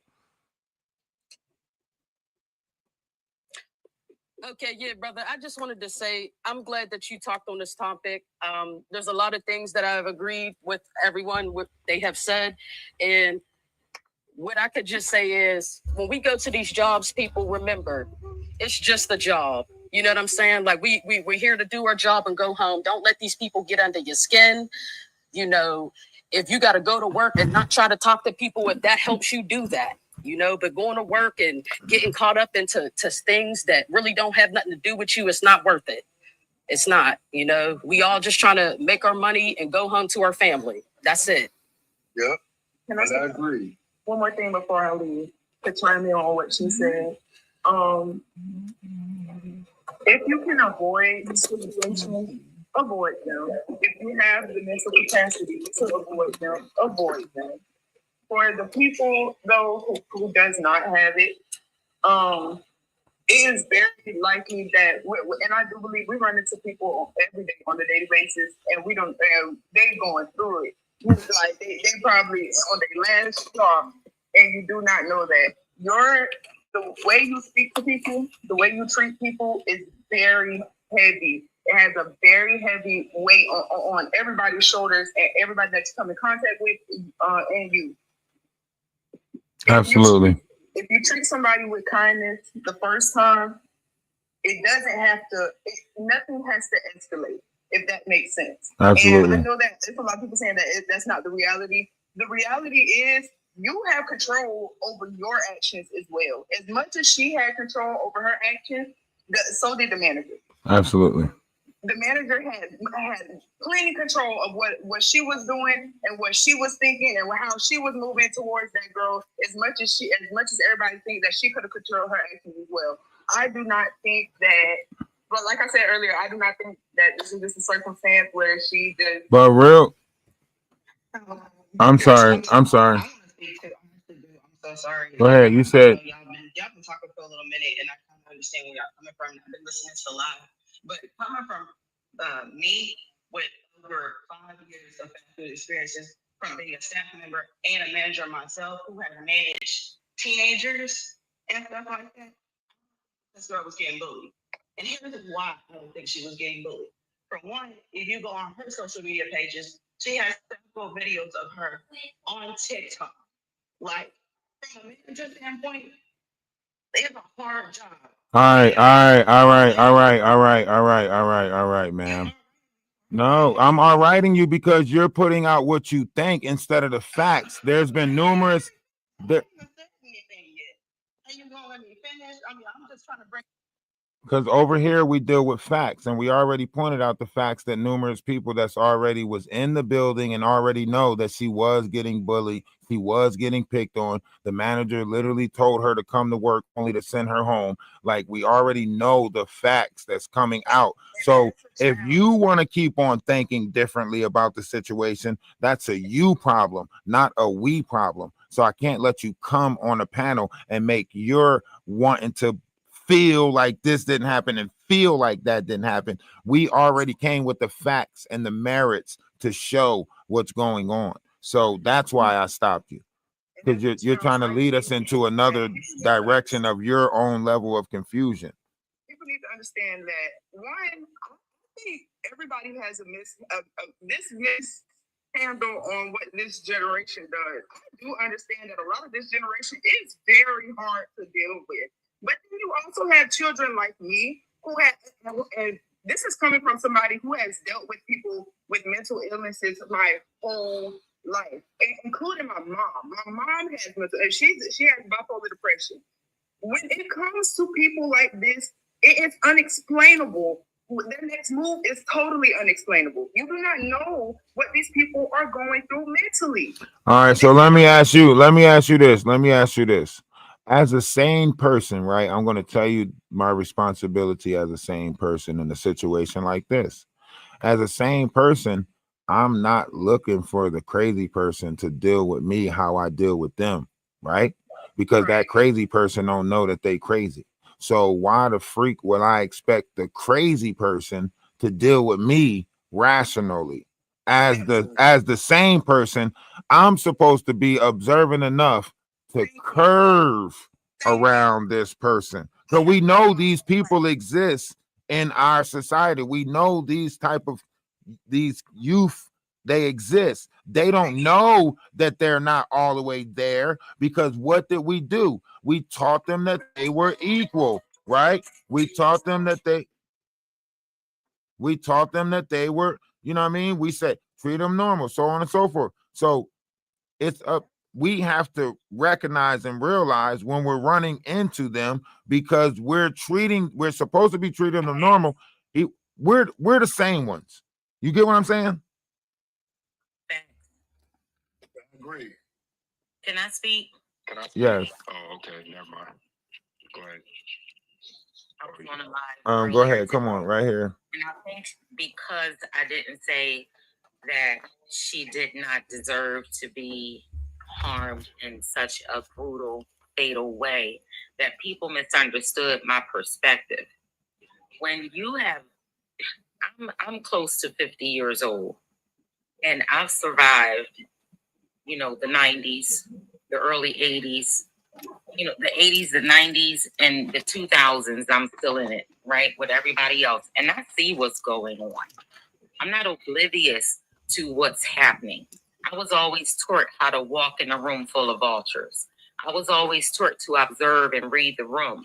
I was taught to not be like everyone else and to be an individual. That's how I was raised. So even though we know, and this is another thing about people, they don't acknowledge mental health crisis or depressions and mental illnesses because they don't want to believe that doo-doo stink. Okay, they don't want to believe that people actually can go through things, and just because they may have went through something similar, they assume or expect people to handle it the same way that they handled it, but they forget the process and the steps that they had to pretty much endure to get where they are. Right? And I say this to say, I see both sides of this coin. Okay, where you have a mother of 6, okay, ain't no telling what her story is. That's been working at McDonald's 15 years, ain't no telling if she happy or not, or just like trying to make the best, trying to make lemonade out of the lemon she was given. Versus a young female, 26 years old. I thought she was younger than that, but 26 years old, experiencing homelessness. Obviously, a lack of support. Here you have 2 people pretty much going through similar situations where they trying to get it up out the mud. And you mean to tell me that you can't tell that you're dealing with somebody that is in a crisis and you don't care and you don't have compassion and you can't empathize and you can't give resources and you can't help them earn an extra buck? Something ain't right When about people that. are relying on transportation or the lack of, you know, pretty much I heard her mention she didn't have a car. She was working on a car. She had goals. They was making fun of her for stinking. How you expect her to wash? How you expect her to be clean? She get her a check and then see what she do after that. You know what I mean? See if she using her money right after she get it. Don't judge her for not having it. She's trying. But I'm not even saying that, right? Because the reason why this is so close, and this is why I want to talk about this, is because we have a lot of spectrum-based kids that are trying to make it in a society where we keep on denying them the opportunity to make it because we keep on shunning them when they do enter the workplace. They don't know how to take certain variations of social cues. That's why it was confusing to her when she said, you know, why is she telling us that she pulled a pew out on her kids and she broke the door and that she gonna treat us like her kids? Is she trying to like threaten us? Is she trying to say that this is what she'll do to us too? Like, where was she? That's why she was going to social media and asking people, because she trying to figure out, like, was she trying to say that, you know what I'm saying? Was she trying to use that as like an underlining threat?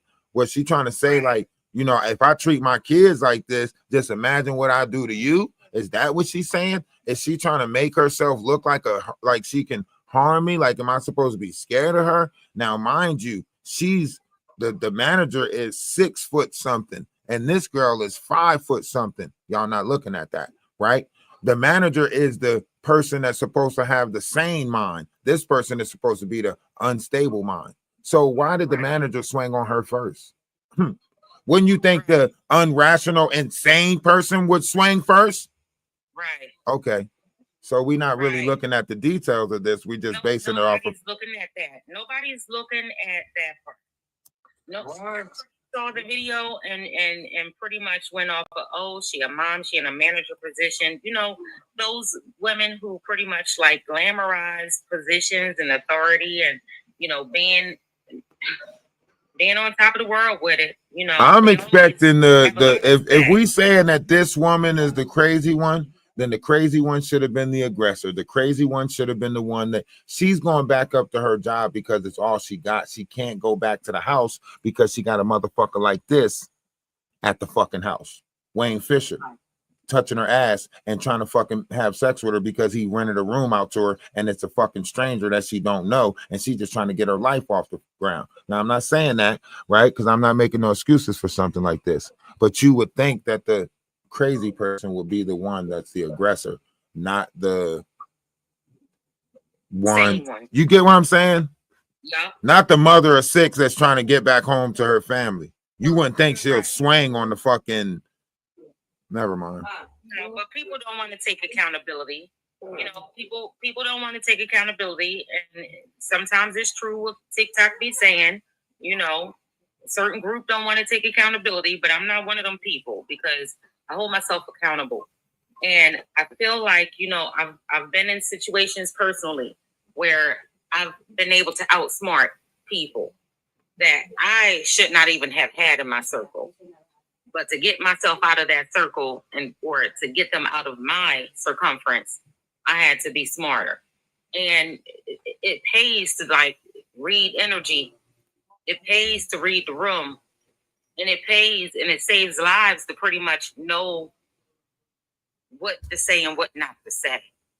Now, with that being said, right, the reason why I bring this to the table, myself, right, a lot of people are, because as I talk about this for the next couple of weeks, and you hit the follow button if you agree with me, right, a lot of people going to try to say, like, why you keep talking about this? And I'm not going to repeat this no more because I don't talk about my personal life. In my personal life, right, I deal with this every day. Every day I deal with this. I reset with someone every day. And this person done assaulted me 3 times, right? And guess what? I know that this person is going through something, not me. So I keep on giving them the reset because I want to see them get better. Do you get what I'm saying? So in the meanwhile, they're breaking you while you're trying to. I keep on getting broke every time, but I still have the strength to keep on wanting to. A lot of people can't deal with it. Yeah. And sometimes I find myself not being able to deal with it. I ain't gonna lie. You know how many times I say, you know what, I'm fucking out of here, man. I'm done. Right?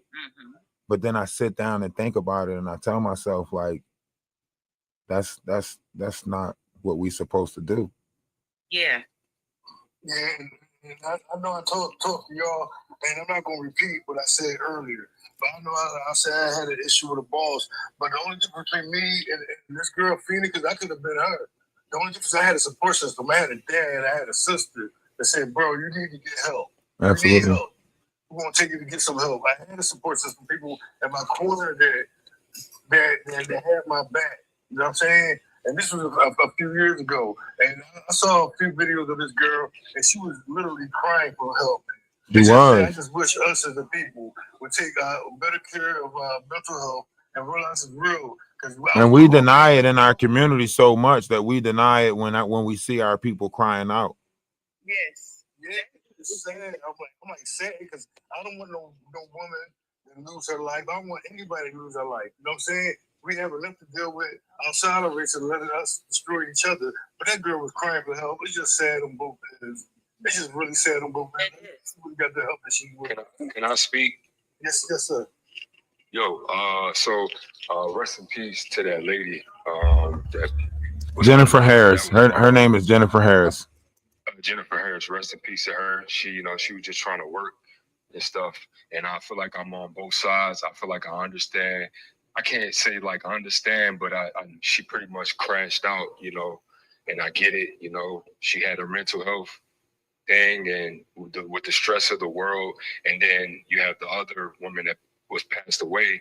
She's a mom of 6. Obviously, she probably worked hard. She had a lot to do. And I used to work for McDonald's too. I worked there for about a year. I was the shift manager and I ended up quitting because of all the stuff that I had to go through. So I can only imagine what working 15 years was, for her to be able to go through all of that. So a lot of her management skills were probably based off of tough love. Like maybe, you know what I mean? Like I'm being hard on you to see how hard you are. But if you push through, I'll look out for you and we can keep it going and I'll keep you around. I mean, it could have been that. I can't say. Right. Can I on that one? Hold on, just let me finish a little bit. But yeah, but you can't finish that because you're putting out falsified information. And like over here, we like to just have the facts and the merits on the table, right? The manager sent her home 3 times. The manager was walking around talking shit about her to other people. The manager was, you know, disclosing her personal information to other people in the workspace, right? She was coming in on her days off to try to make up the hours. And this particular manager was literally trying to throw subliminals out there, like talking about, you know, I'm about to take off my belt and start beating y'all and so on and so forth. Like maybe both of them were traumatized. I feel like as Black people, a lot of our trauma comes from slavery, you know, epigenetics, you know, a lot of our trauma is embedded in our DNA. I don't think She probably had trauma from, I don't know, just being a mother of 6. And the one that was arrested, you know, you could tell that something was a little off. You could just tell she went through a lot. I saw some of her videos. So she knows she could have went through a lot of things too. So I just think it's a lot of trauma. Can I ask you a question? Why is it that you can tell that something was off with this one, but you can't tell that something was off with the mother as well? Yeah, I'm just going off of her. No. I'm saying let's take out the fact that she had 6 kids. Like, let's take out the fact that she brought 6 beautiful, you know, lives into this world. Let's take that fact out, right? Let's just look at her as an individual, because that's what you're doing with the other person, right? You're not looking at her family and who she got and who care, because she don't have nobody and nobody care about her. So you could say, you could tell she, okay. But let me ask you this. Was the mother was an addict. So she had a chemical imbalance due to street pharmaceuticals, right?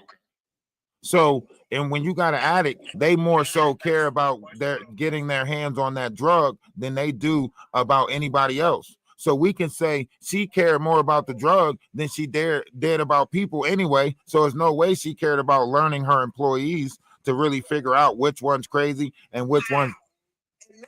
Can I interject?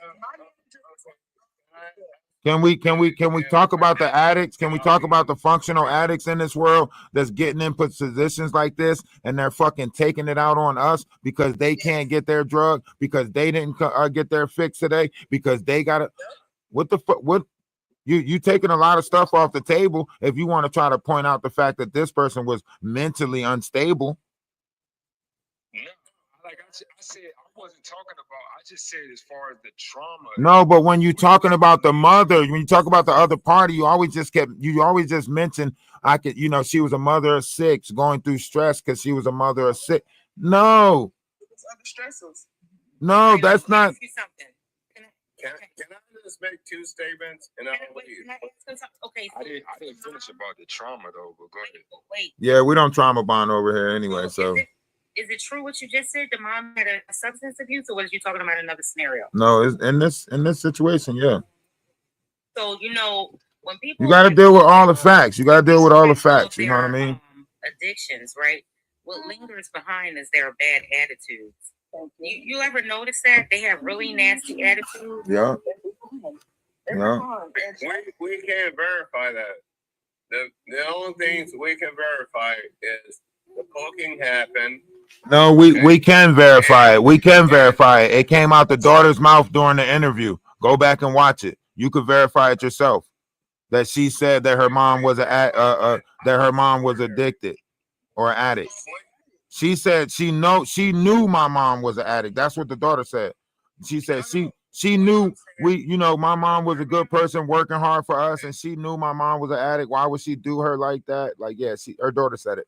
So What?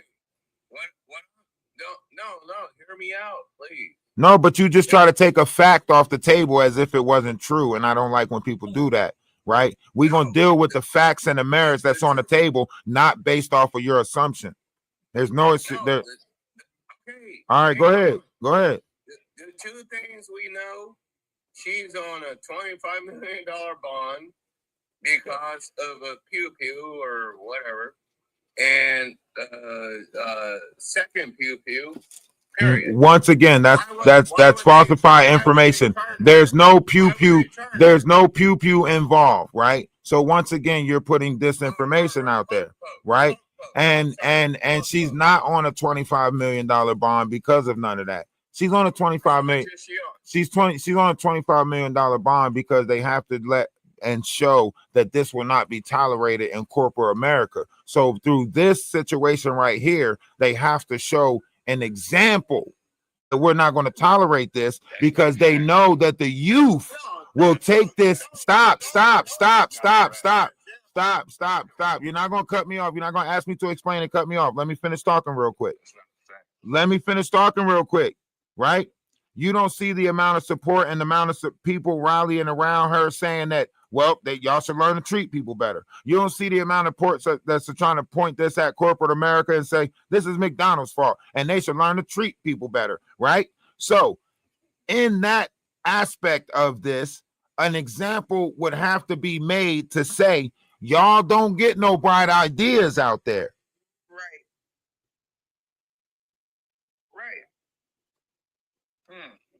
This is also the same county. No, I mean, look at the youth that's rallying behind her already. What are you talking about? You ain't paying attention to the collective? You ain't paying attention to the collective that you're in?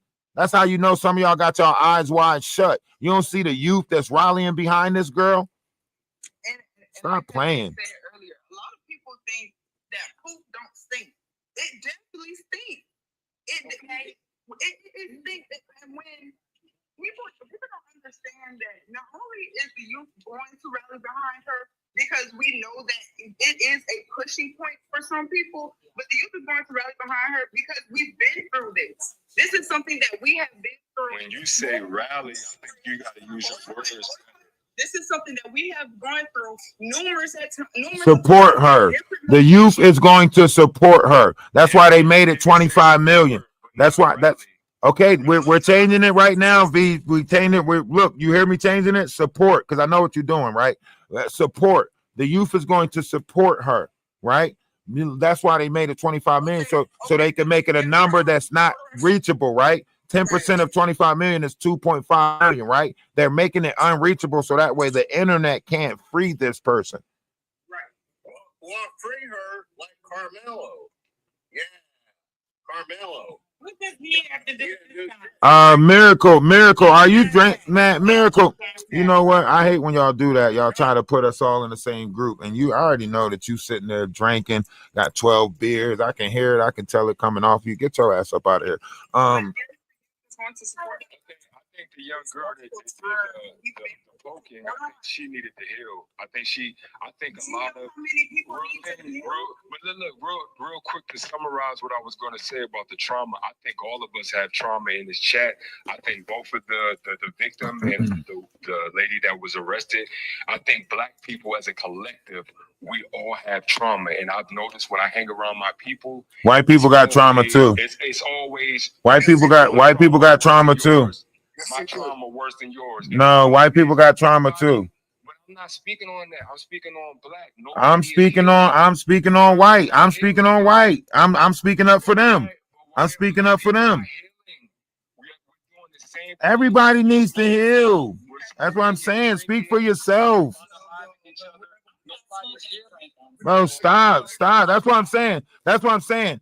Do not try to come in with this whole Black people thing, because I don't see Black people, right? People do fucked up shit all around the board, right? That's the problem with our people right there. You keep on trying to see it for face value, right? There's evil people in the world, no matter what color they're in, right? I don't represent Black people. I represent good people. That's it. All I see in this world is good people and wicked people, evil, and that's all I see. I don't see that black and white shit. So I refuse to hear you keep on trying to make it seem like black. That's something that you made up so you can keep on hiding. Go heal then. You not healed? Hold on. Watch this. V2. What are you not healed from? How do you know? Hold on. Let me cook. Let me eat. Watch this. How do you make that assumption that your community is not healed? Because a lot of the support that this young lady that this other lady is receiving is based off trauma. Y'all only supporting her off of trauma. Y'all not supporting her off of morals and having common. And how did you come up with that conclusion? But watch this. Because what she did was you don't do that. No, watch this. So based off of your presumption of this situation, you are doing our thinking for us and telling us how we're thinking about this situation, right? Yeah, basically that's what he did. I'm letting you talk. Hold on, you just now said y'all are doing this, y'all are doing that. So you're making an assumption based off of you. Listen, I'm supporting her because I dealt in the fast food industry as a manager. Black and white was getting bullied. I'm supporting her because I know how it is to see all red. I was just lucky enough to have a support system. You know what I'm saying? I'm not going to just throw her to the wolves like, oh, she should have did this and she did that, and she's not in a sound mind.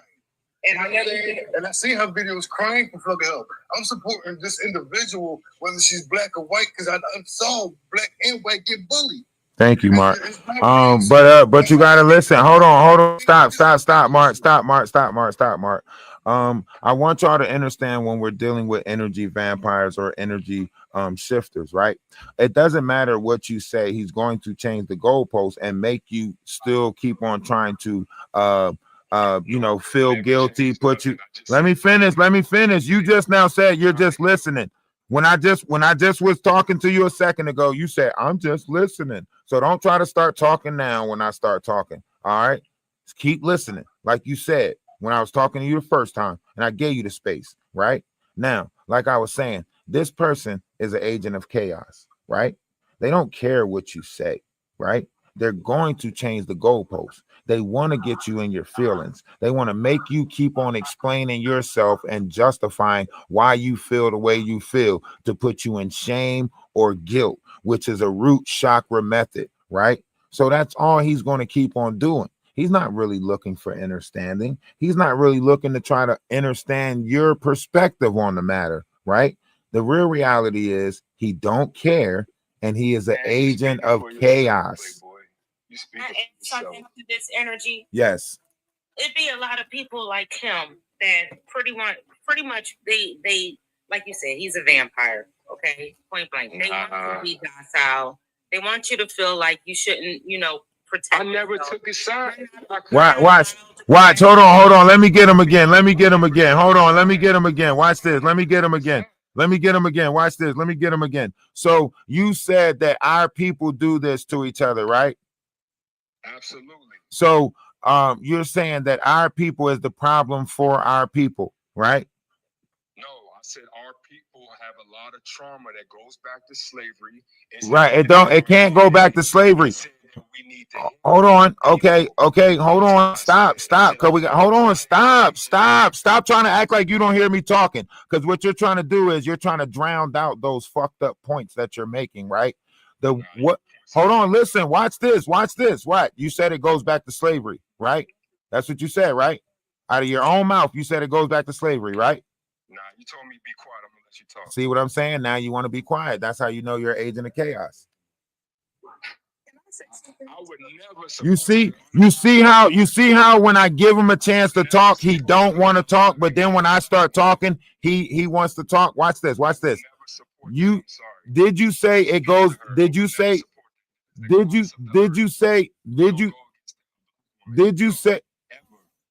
what, I understand that he was mentally. So can I say this? And let's be done with this topic after I say this. After we get this is ridiculous. First of all, it's a lot of people who are coming out firsthand and saying, hey, the way she was treating somebody is ridiculous. Nobody should be treated like that. Period. So when somebody is treated like that, black or white, it doesn't matter. If you're not in the mental capacity to take it, you do not know what your next move is. Period. A lot of people do not think there is a lot of people who is not in the state of mind, mentally, physically, emotionally, spiritually, none of that, to handle what she was handling. Period.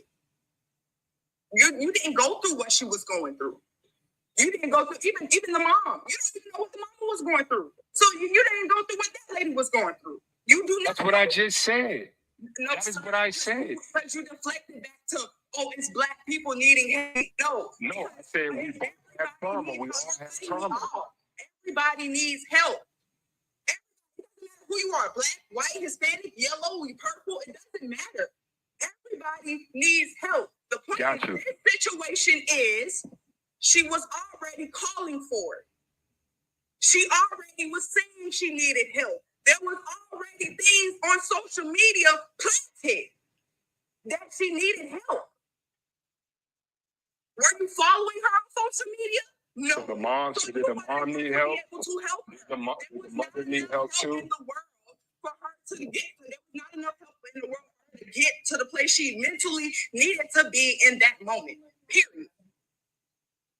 The mom needed to have managerial skills. That's what the mom. And I'm sorry, I'm shouting because he was cutting me off. But there wasn't enough mental help in the world at the moment that could have helped. Ma'am, you know what I think it is? I understand what you're saying. I think that you're stressed, and a lot of people are stressed about their jobs. Sir, what are you talking? First of all, I don't work for nobody anymore. I'm my own boss. At the age of 19, Stop. Before you do that, right? I want you to know this is a gaslighting tactic, right? It's to hold on. In our community, we have become programmed to really like try to put our accolades out there. When people make statements like he's making right now, right? You feel obligated to tell them, like, what are you talking about? My life is not stressful. I do this, I do that, right? So what he's doing is he's trying to get you to feed your house of ego, right? And it's very gaslighting, right? So he don't want you to remain humble, remain on the topic, so on and so forth. He wants to gaslight you into your personal mind. So he's going to personalize it to get personal information from you so he can then attack your personal life, so he can then manipulate your feelings and emotions, which is very fucking so low vibrational of you. You sound like the biggest conspiracy theorist. Now, once again, like I'm explaining to you, so once he gets you in your feelings and emotions, then he operates that and keeps tampering with your feelings and emotions, knowing that women have a high level of this, right? So he can hear your passion. He can hear that, you know what I'm saying? So now he's going to dig at that and try to figure that out. And then he's going to try to siphon your energy that way. Yeah, back to the subject. Right. I do not think that black people, so you don't know what people, like I keep saying, and I'm going to keep reiterating this heavy, because you do not know what people go through on their day. Period. You don't, like I said, she was already screaming for help. That's enough. That was enough. Her post alone, for the people who were seeing it already, was enough. The people that worked with her, that was enough. Not everybody call out for help in the same way. You don't know who's trying to get help. Period.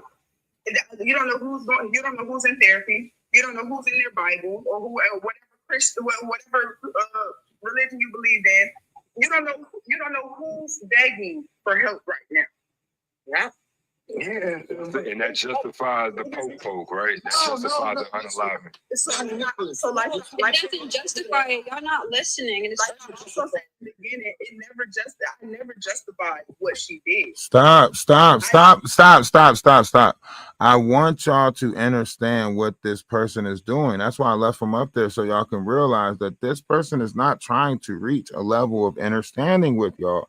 Some people are out here, and inside their vessel, there is an entity inside of them that wants the world to be in chaos. Don't be fooled by the persona that is, because they're going to use all different types of man-made methods. They're going to appease to your religion. They're going to appease to your people. They're going to appease to your face. You get what I'm saying? But they aim to put you in chaos.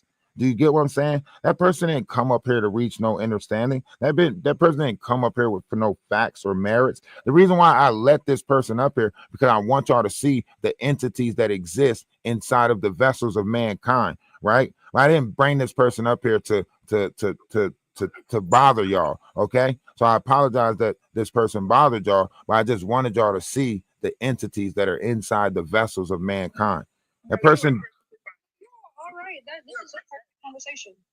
And I wanted, and I low key, I'm glad that you let him on there because that goes to show that proves my entire point. Yeah, it does. You will argue somebody down about how they need therapy, about how they need help in some type of way. Oh, you need God, you need this, you need that. And instead of actually taking the time to help, you would rather sit here and argue that I need it. Right. You will argue me that I need the help. And I'm pretty sure, and I hate to say it, but I'm pretty sure that girl went through the same thing. 9 times out of 10, somebody in there called out that girl was crazy. And you want to know what they did? She need help, man. And walked out. And that's how it happens a lot of the time. That's why I keep reiterating it. I'm going to keep saying it. You don't know what people go through. You do not. It's so important for everybody. And it's crazy as a 19-year-old because your brain doesn't even fully develop till you're 25. And that's a fact. That's a fact. As a 19-year-old. Actually, that's not a fact. You are in your child brain all the way up into your 40, which is considered to be your Uranus brain, and then your brain transfer over at the 40 marker to your Saturn brain, which is known as your adult brain. So you're 40 years, you're in your childlike mindset. Well, personally, I always learned that it was 25. Whatever age it is, 35. Whatever age it is, it's sad that as my age, I can look at the situation and I can see where the situation went wrong from both ends. I can see what and as you get older, I can see as well. I agree with the 19-year-old. As me being 49, I can see where this went wrong as well. And I agree with the 19-year-old because your job as a manager is just not to manage the business, but you got to manage your personalities as well. You can't treat everybody the same, whether it's good or bad, because people got different personalities. You know what I'm saying? Like, I had to say, well, she's good at this. She got problems. She got issues. So I got to go accordingly. That's for somebody with a sound mind. You know what I mean? So, and I'm just saying with well. And as somebody who, like I said, who's worked in the workplace, and I'm pretty sure I haven't heard the story yet saying that she just came into work snapping. Been a story yet, to my knowledge, that she just came into work snapping, and like there's been days that she just came in snapping and didn't have the right attitude and stuff like that. The stories I've heard so far, and I'm pretty sure that we've all heard, is that the manager was the bully. No ifs, ands, and buts about it. What? For the kids, the lady kids, the unallowed kids said that the girl was nice, came and spoke to them and treated them well when they came up in the restaurant. So she wasn't like, the kids said that through the interview. You know what I'm saying? Like, oh, why would she kill my mom? She used to come up here, unalive my mom. She said that they were friendly. She did say like this. She couldn't believe it. The girl couldn't believe that it was this particular person because she's like, you know, she was friendly with my mom. Like, you know what I'm saying? Like, what the hell? Like, you wouldn't expected it from this person because this person tried to live and be of peace, but she had tormentors, narcissistic sociopaths that was in her life that was like, you know what I mean? So this was just like that straw because this worker exhibited probably everything that she was running from, right? A mom that, you know, like you don't know what people going through, but come in with it. Somebody else said that they had something to say. I don't want you to lose your thought. But what I'm saying is, y'all missing the whole point. I'm a manager at my job, and I treat my employees accordingly. Now, if they come in here and they doing what they're supposed to do, by all means, I'm gonna let them work. But if they coming in here, like my thing is, I'm not fixing to hold nobody home. I'm not fixing to do that. We're all grown. We're all grown in here. So therefore, you come in here and you're supposed to do your job, and you're getting paid to do your job. Great. I have a job to do. So with that being said, in order for me to, I'm gonna respect you just like I'm asking you to respect me. But at the same time, I have for you to make the sauce. This is the store that I'm for you to make over at the time. So with that being said, if you're not doing what I'm asking you to do, and you're giving me all kind of attitude or whatever the case may be, then I'm gonna tell you to go home. Preach. Because I'm not fixing to do that. You know, at the end of the day, we're all grown. And this right here is mind-boggling to me because at the end of the day, this manager lost their life. These kids lost their mother, all because of a perception of what somebody else felt. Now, we're talking about bullying. This girl was 26 years That's old. not true. That's not true. That's not true. It is. That's not true. That's not true. That's not true. How can you bully? Calm down. First, calm down. Calm down. Calm down. Calm down. Right? This is the problem right here. Right? Listen to what you're saying. I want you to go back and listen to what you're saying. Right? You're sitting here saying that. You're sitting here saying, right?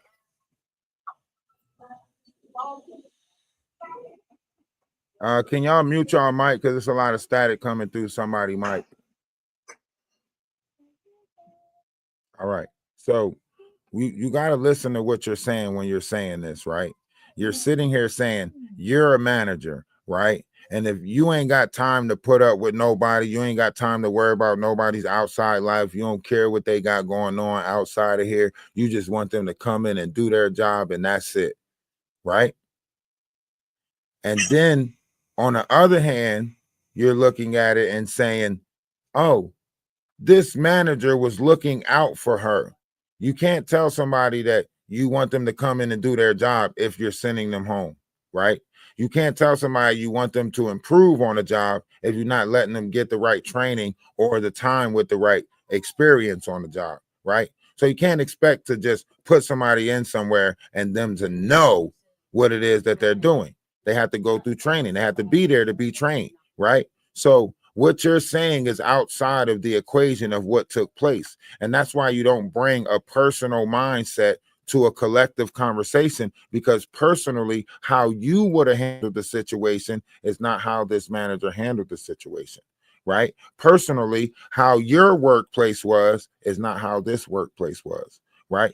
Personally, what you did as a manager, this manager didn't do, right? The manager didn't follow proper protocol. The manager didn't give her a verbal warning, a written warning, and then a disciplinary action. A manager didn't suspend her for her lack of work. Right? The manager sent her home as if to say, we're overcrowded or we have to get our labor costs down. Right?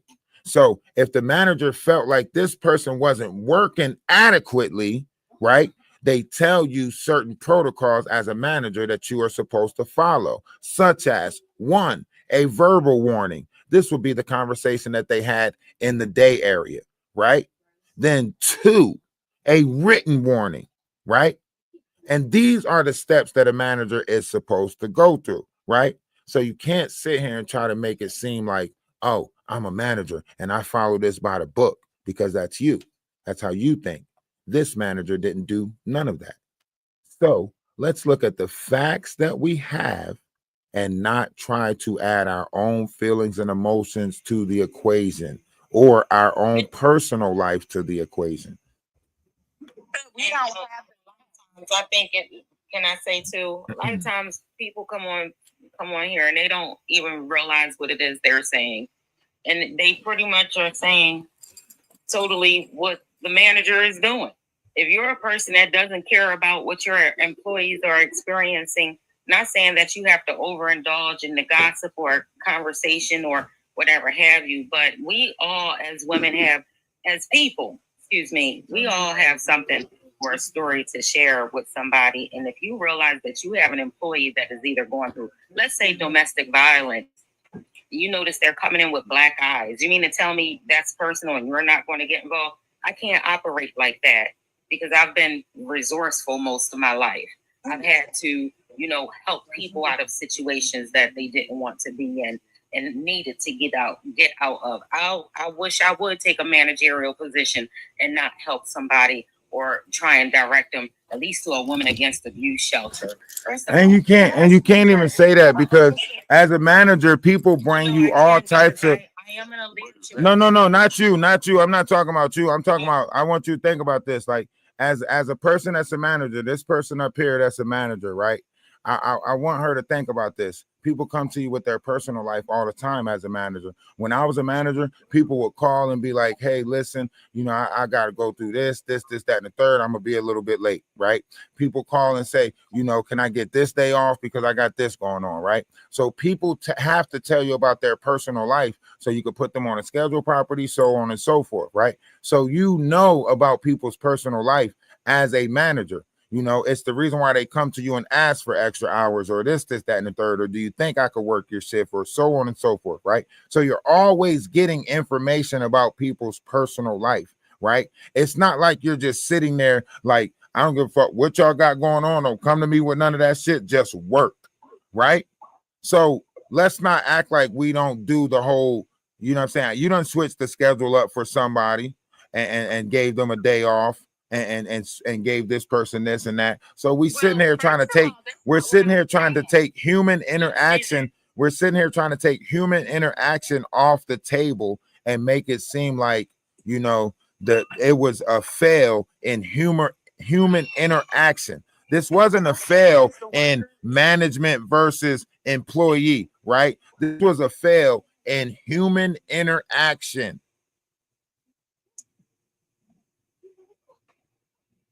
And the comments just said it. Managers are supposed to be leaders, right? So even, and I seen another comment say that we're not most, and I think I can say this for most workers, and probably including her. We're not looking for our managers to be our therapist. We're looking for our managers to have human decency. Yes. Exactly. Makes sense. We're not looking for, because when I come to you about a situation, I'm not looking for you to necessarily console me. I'm looking for you as a human to be like, okay, as a human, another human is going through something. So I'm going to accommodate whatever this is, because you're a leader. That's what leaders do. Supposed to do. A leader, and the facts are the facts. She was not. She was not a competent leader. I'm sorry. If she was, why did McDonald's didn't say anything? They don't care. Or why did she have a job for 15 years? So and this is a universal experience. We all know somebody that has been in their job, in their field for so long, to the point where they can have the attitude that they want. Like, oh, go ahead. To the point where they can have the attitude that they want to have. You know what I'm saying? Like, it gets how many women get into the workplace? Hold on. Let me say this. When a man steps into his masculine energy, y'all say we bossing up. When a woman steps into her masculine energy, y'all say she's being a bitch. And in this workplace that you call corporal, right? In order for a woman to get into a management position, guess what? She got to be a bitch. I want to answer that question so bad, but I ain't trying to offend the system. It's true. Am I right though? I hate to say it like that. It's just that to me, when we force y'all to operate in y'all masculine energy, that's what it comes out looking like you're being a okay. In my humble opinion, what the difference is this, and like I said, I don't want to offend my sisters, but women sometimes they be in their feelings. They more loyal to their feelings than they can their husband or their kids. They come in there, they feel some kind of way. Most of the time, we got full of wrath of it. Sometimes certain women lack emotional intelligence. Instead of them saying, and they got to go through chemical balances and stuff like that because that's the way nature is. And sometimes when they feel some kind of way, we all got to feel the wrath of it. Where a lot of men, regardless of what we get going through in life, we can check it at the door. I don't want to speak for every woman, but this is my personal opinion. I love y'all sisters. I'm not trying to disrespect none of y'all. And I've always Shut up, you scary ass nigga. I ain't offend none of them. I'm joking, Mark. I'm joking. I've always learned to keep your problems at home personally. I know everybody don't learn that, but in this situation, it definitely seems that exactly what he said. She did not keep like most. I feel like the manager's anger did come from somewhere. That like I feel like it didn't just she didn't just probably just pick this girl. Even if she did pick her out of the group and just the bully, the anger had to come from somewhere. Of course, yes. But the girl also like her problems also had to come from somewhere too. This situation. So this is two misplaced angry people running into each other in corporate America. Yep. My mom said every time. She has 6 children. What hasn't she experienced? That is a stressful situation right there alone. And to have to stay at McDonald's. That's stressful. To stay at McDonald's while fighting an addiction. Did it have to never start unaliving? That's the thing. Like what? You just go. I agree with that take right there. Life ain't easy for nobody right now. And And then on the other side, you got a homeless 26-year-old going through whatever narcissistic situation she's in for the rent-to-own situation she's in. Right. Yeah. These were just two people whose life and the pressure of life was so much that running into each other created this type of outcome. Yeah. I just wonder why this girl was so not doing her job. Why not just go through the chain of command and just let her go? Just let her go. Why? Because I don't think it was about going through the proper chain of command. I think it was about someone seeing somebody in a worse situation than them and happy that that person is in a worse situation than them because it made them feel okay about the situation that they were in. And that could be the case. That could be the case. That could actually be the case. Because what people don't realize is that we're in a spiritual warfare. Like for real. Like people don't understand like this good versus evil right now. Like the devil is working overtime. And I don't care what nobody say. There's so many entities and so many demonic stuff going on around these days. Like ain't nobody safe. Nobody. You can easily get up out your bed.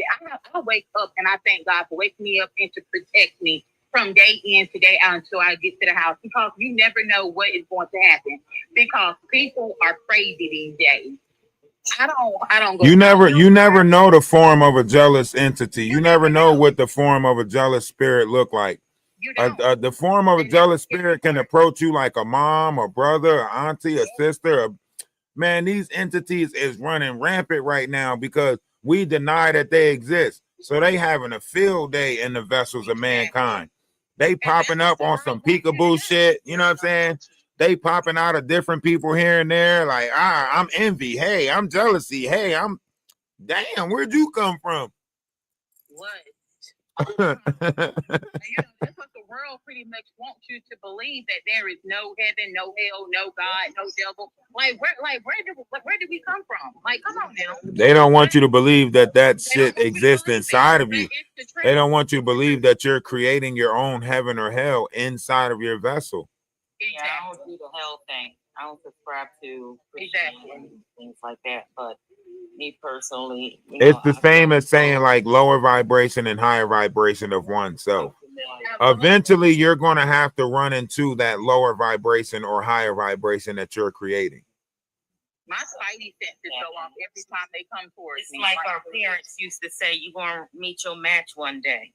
You gonna Nah. We're not going with that. I ain't going with that. Nah, what goes around comes around. My family is very strict on that. What goes around comes around. What you plant, what you grow, and what you get. My fault, Mark. Come back up. My fault. I don't really subscribe to that either, but everybody has that. Everybody has To each his own. Let's just say that. To each his own. You're allowed to perceive this world how you want to perceive this world. Just understand that you are a multidimensional being sharing a human experience. You are in this world, but not of this world. And that's what a lot of us need to. You said what? I swear, I feel like I'm on Facebook back in the early 2000s. Why you say that? Sometimes they can find two trolls. Somebody's got a TV playing in the background. Chrissy, somebody got something playing in the background. We can't hear you. You have to come closer to your phone or something. Hello? Can you hear me? Yeah, we can hear you a little bit better now. Yeah. Okay. I just wanted to say, first and foremost, rest in peace to Ms. Harris, who lost her life. But I have a 17-year-old daughter who I've had encounters with managers, Black American female managers. Women.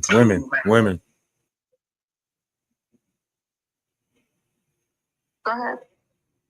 Oh, okay. I thought you wanted me to wait. No. You said female, and female is an energy that exists inside of all of us. But what you're talking about is women. Yeah, well, just female. I'm speaking, and I'm speaking on behalf of my daughter. Just the encounters that I've witnessed with her, and nothing again personal to anyone. It's just that I wanted to just give this insight on what I've witnessed on behalf of my daughter. Now, my daughter has had jobs. Again, she's 17 years old. She's had jobs where, they're fast food industries, McDonald's, Krispy Kreme's, places like that. And I've had to interject myself because of the way that these managers have treated my 17-year-old daughter.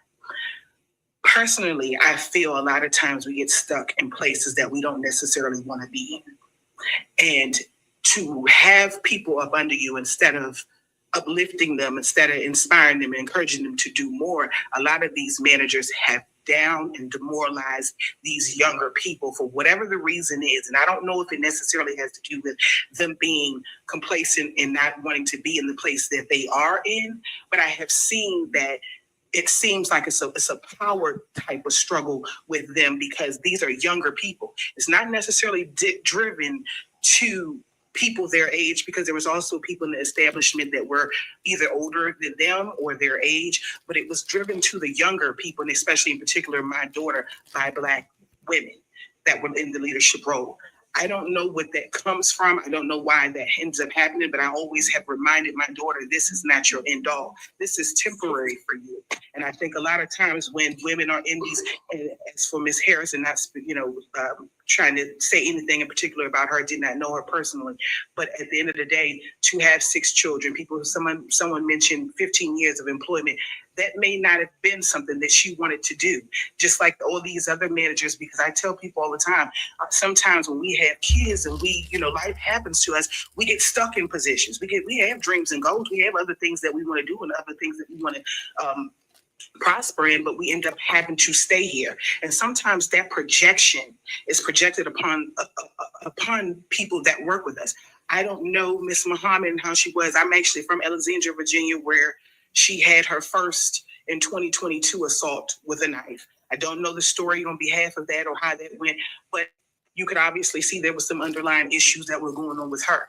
Oftentimes we will see that managers and people are going through things, but people will take it upon themselves to abuse their authority. You have employees that will abuse. If I do allow you to give me insight on your personal issues, sometimes that's abused. So I think here, like was mentioned by, I don't know the gentleman's name, you sometimes meet in the middle.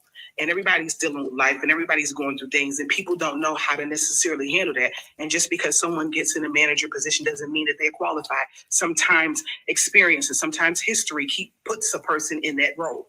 It doesn't mean that they are, not necessarily not deserving or deserving of being in that role. But when you have the seniority, sometimes. Are you ready? Are you guys ready for this? This is why I say the mind is a terrible thing to waste, because with me, I can give you any variety and I can argue any side of this, right? Watch this. Could we say that in order to become a manager in this particular area, which is considered the ghetto or the hood, right? That this person had to be in their ego or had to be nasty to their own people, in which case management seen how this person was treating her own people and was like, That's boss mentality. We're going to make you manager, right? So she was getting praised in the corporate world for treating her people fucked up. And it became a habit of her treating her people fucked up in order to stay in the position that she's in. That's deep. Yeah. You get what I'm saying? Yes. They have that in a lot of areas because in a lot of areas our people are unruly. Our youth don't know how to listen. So if you are a manager, you got to learn how to read them so they won't fuck you over. A lot of them will try to get paid on Thursday and not come in on Friday. A lot of them will try to get you to you know what I'm saying, cash their check earlier. They'll take money out the damn register. They'll you know what I'm saying? Like they'll do all types of shit. Come on, man. So, you know, in order to make it in that, you know, atmosphere alone, you got to have a sternness because our kids are disrespectful because they got disrespectful parents that taught them that their shit don't stink. That's no fast food restaurants pay you on a Monday or Tuesday. That's why they stopped paying on Fridays because y'all don't come to work. You know, come to work. Yeah. I told you I was a manager, man. That's real stressful. But I knew I ain't talk down on them people because I know if they didn't come to work, I would have to cover. So I treated everybody like they was home because I knew I needed them. You know what I mean? You just don't manage this. Like I said earlier, you just don't manage the job. You manage personalities as well. That's what I'm saying. You know, and you put everybody in a position where they may win. I had somebody real nasty. I said, no, she nasty. I can't have her working on like food, so I can't make the register. You know what I'm saying? Somebody was slow, so I ain't have them working on Friday. You gotta be able to read shit. I done been a manager around some slow people. I let them sweep the lobby. You know what I mean? Exactly. If she was that bad of a worker, why didn't we've had bad workers? Why didn't you make her go clean the bathroom? Yeah, you tell her to go outside. You tell her to go outside and you pick up cigarette butts. You give her a couple of hours. You let her walk around. You let her walk around the building for a couple of hours and then you send her home. Yeah, but one thing y'all got to understand about being a manager, I just want to chime in, but sometimes when you got your overhead telling you that you need to get your labor down, your labor is too high. Coming from a manager at Domino's, I have my overhead telling me my labor too high. You need to send people home, get people off the clock. So she might have been, y'all don't know, she might have been put in that type of position to the point where you got to send people home. You don't want. But even if you do have to send people home, you don't send the same person home 3 times in a row. You rotate. You move it. You gotta understand. You gotta understand. All right, listen. Hold on. Stop. Listen. If that person was not doing what they were supposed to do, then you should have did the proper protocols to fire that person or get rid of that person, right? If that person is an employee, right, then you should rotate on who it is that's going home in order for that person to accumulate some type of hours, right? That's why you have a no discrimination. You can't discriminate against her, right? So who went home that was doing what they were supposed to do? And how do you know this person wasn't going to do what they're supposed to do? Because they wasn't there to do it if you sent them home. So what you're saying is you're assuming that this person is not going to be adequate at their job, which is making an assumption about a person that you employed. So if this person is inadequate, then why not just let them go so they can focus on finding another job? And I'm not sure if McDonald's still works the same, but coming from somebody that has worked at McDonald's within the last 6 years, the proper protocol is you have 2 write-ups. The last write-up, you get sent home, or however long they send you home. And then when you come back, if the same problem is going on, you're then fired. There's no, you sent home today, you come back, you're sent home again. No, you're getting. The lady called her on her day off, and then when she came in to make up the hours, thinking that she was going to make it up, she sent her home again. Stop playing in our face, man. Y'all playing in our face like y'all don't see what the fuck was going on. Y'all just keep on trying to beat around the bush like they wasn't fucking, you know what I'm saying, like fucking with this girl. Like literally every day they was using different ways to try to fuck with this girl. Listen, especially listen, if you the type of person that go to work and tell people what it is you working on, oh, I'm working on getting me a car, and they find out you trying to upgrade, they will step in the middle of you and your goals. Right. Don't think they won't. Oh yeah. That's very much true. I think people in general just forget that people are people. And so at the end of the day, we cannot sit here and say that, you know, this lady was, and God rest her soul, was a saint, and she really wasn't messing with this young lady.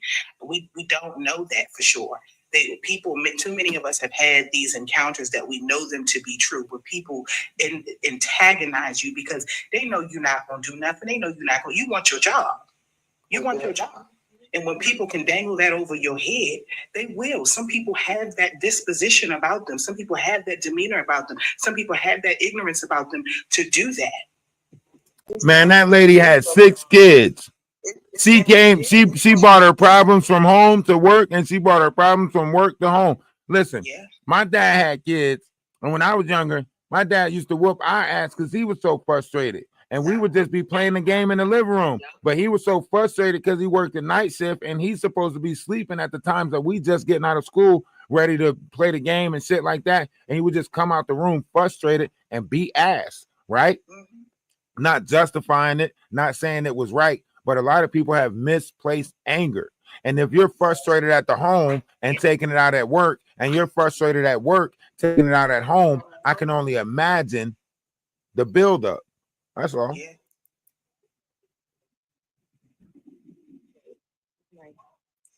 I think they were wrong. At the end of the day, we should have sense enough to prioritize our problems. Ain't nobody obligated to help nobody in this world. Point blank period. We're all going through some shit. That's not true. That's not true. That's not true. That's not true. That's not true. Once again. Once again, we deal with facts and merits over here. I ain't gonna let you just spill out a bunch of dumb shit, right? We are obligated to help each other out. We're put down here to be a service to the others. Stop trying to make it seem like you're only responsible to take care of yourself. That's not true. The Bible says that to operate on a selfish act is considered a sin. That's why it said it's better to secrete your semen in the belly of a whore than secrete it upon the floor, because ejaculation was considered a sinful act because it was selfish, right? So you sitting here saying all we got to do is look out for each other. That is a sin to only care about yourself. We are put down here to be a service to others. We are here to be a service. We are here to be a service to others, right? No, the world is here right now because we have ignorant. The world is ignorant. That's why we're here right now, because we got people like you in the world who just scream off, worry about yourself, worry about yourself. But then when you see somebody getting victimized, your ass ain't worried about yourself, right? When you see people taking advantage of people, you ain't sitting there saying, well, just let it happen. I'm going to just worry about myself. So stop fucking picking and choosing what it is that you feel like you should worry about, right? You care about the mother of 6, but then saying you should worry about yourself. All right, so if everybody should worry about themselves, why the fuck is you sitting over here talking about why we should care about the mother of 6? You should be worried about yourself right now. You should be asleep going to work. You shouldn't even be up on the panel. You shouldn't even be here. You should be worried about your fucking self. And you can't let this world, regardless of what the world is doing, you can't let your heart and your mind conform to what the world is doing, because I'm not no holy roller per se, but when God judges me, man, he's going to care about how I treat others. Absolutely. Even for the people that's saying to take God out of the situation, even if you are the person to take God out of situations, it is still human decency to care about the next person. It doesn't matter how much you care. It's not just care somewhat. And this is something that I'm confused about. I'm pretty sure that I'm the youngest person on this panel, and y'all could probably answer this question. But why is it that exactly what he said? You will see, and I heard somebody say, how many times have you walked past the homeless man? First of all, how many times have you walked past? How many times have you personally walked past and said, "Man, you know what? I got $1. Here you go. You can have this today." and then y'all can turn around and say, well, no, what she was going through wasn't that important. She could have avoided that. She could have did that. Yeah, how many of them offered her a bath? How many of them said you could take a shower at my house? How many of y'all offered her a new job? How many of y'all, because like we've said, she's had videos screaming for help. How many of y'all that was on her page previously before this situation saying, hey, man, I think that you should do this, that, and the third, actually helping her do it. That girl should have had help in school. See, I ain't gonna lie. I wish I ran. Once you grown in this real world, there's no more help. Now that is just That's BS. Because when I was going I'm not listening to nobody that's speaking in ignorance. When you say once you grown in this world, there's no help. That's like saying once you grown, you stop the ability to learn. Learning is inevitable. You are supposed to be a forever learner, you dumbass. I mean, you person of whatever. You're not supposed to never just stop learning. Once you grown, that's it. You just need high school education, and that's it. That's it. That's your problem right there. That's what got our community so trapped. Is y'all think that there's a fucking ceiling to learning? We're supposed to be helping one another, but people have been so mistreated by people where now, you know, they realize that every man is for themselves. So that's how they do it. But as a believer, I know that you're supposed to reach out and touch and reach out and support and reach out and help when you can, you know what I'm saying? But because the world is so cruel and so evil, where everybody have seen, people have done those things and people have turned their backs, people have only thought of themselves. This is what is projected now. You worry about you, you take care of you. That's it. And even for the people that do, But isn't that like a root chakra state of being when you just say like survival of the fittest? I'm just going to worry about myself. Like, isn't that one of the lowest vibrational ways of thinking is like fight or flight? It is, but you can't account for you be who you are. You take care of people. I'm gonna take care of people because I know God looking at me and from his eyesight how I treat and how I respond to others. You can't worry about what people are not doing. If I was able to help this young lady, if I was able to reach out as a person who works in mental health and behavioral health, if I was able to, I would have, because at the end of the day, yes, I know who's watching me. Okay, and I know how he's judging me. He judges our heart and he judges how we treat people. Everybody is not living on that accord. Everybody's not operating out of that faith. So that's okay. But this is where we've gotten, where you see it in the world every single day. People walk past people being beat up, people being anything happen. They worry about yourself. That's the mentality. Right. Until it's them, until it's their baby, until it's somebody they love. Until it hit home. Yeah, you're right. And I'm not going to say, until it hit home. You're right. But Mark, somebody said they got a question. Until it's somebody they love, then you want everybody on board. But you don't give a shit. It's all about me for right now. It's all about what's going on with me. I can't focus on that. But that is why the world is in the predicament and shame, especially in our culture, that it is. Because like everybody else, they help each other. They help them. They help their people. We will turn a blind eye and say it's not my business. And then get mad at you if you go get help outside the community. Get mad at you if you go get help outside the community, but don't want to help you when you in the community. We got a fucked up community. Can I ask y'all a question? Let me ask y'all this. Let's say, because y'all pretty much on the y'all not on the girl's side saying that she didn't do nothing wrong. Y'all just saying y'all feel where she coming from, right? There's no side to be on. We're all in this together. Okay. Let me ask y'all this.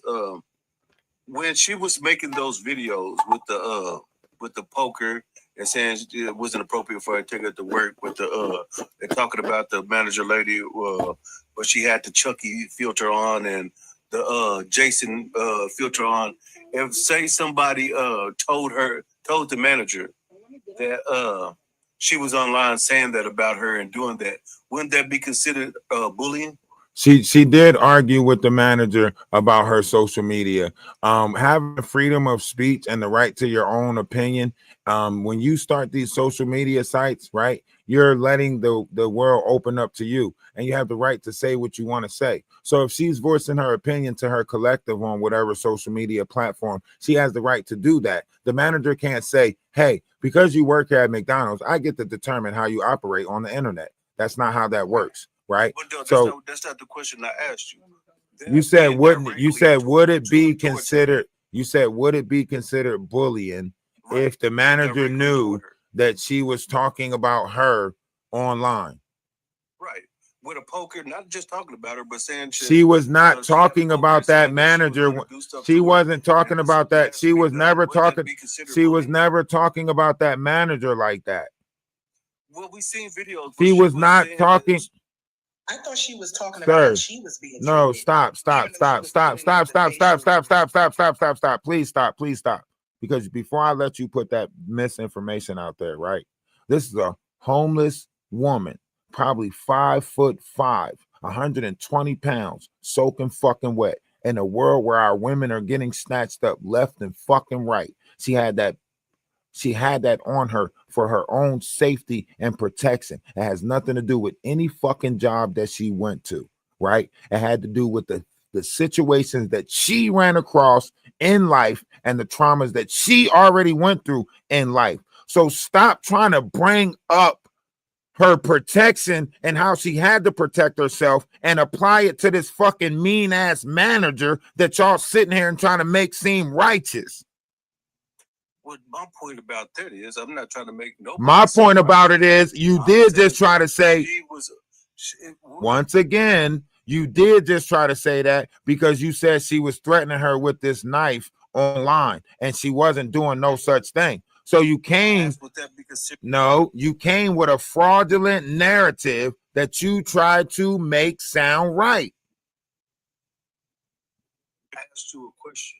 No, you can't ask me a question that's not related to you're asking a fraudulent question. It's related to. No, it's not, because she didn't even have this job at the time that she was showing that knife.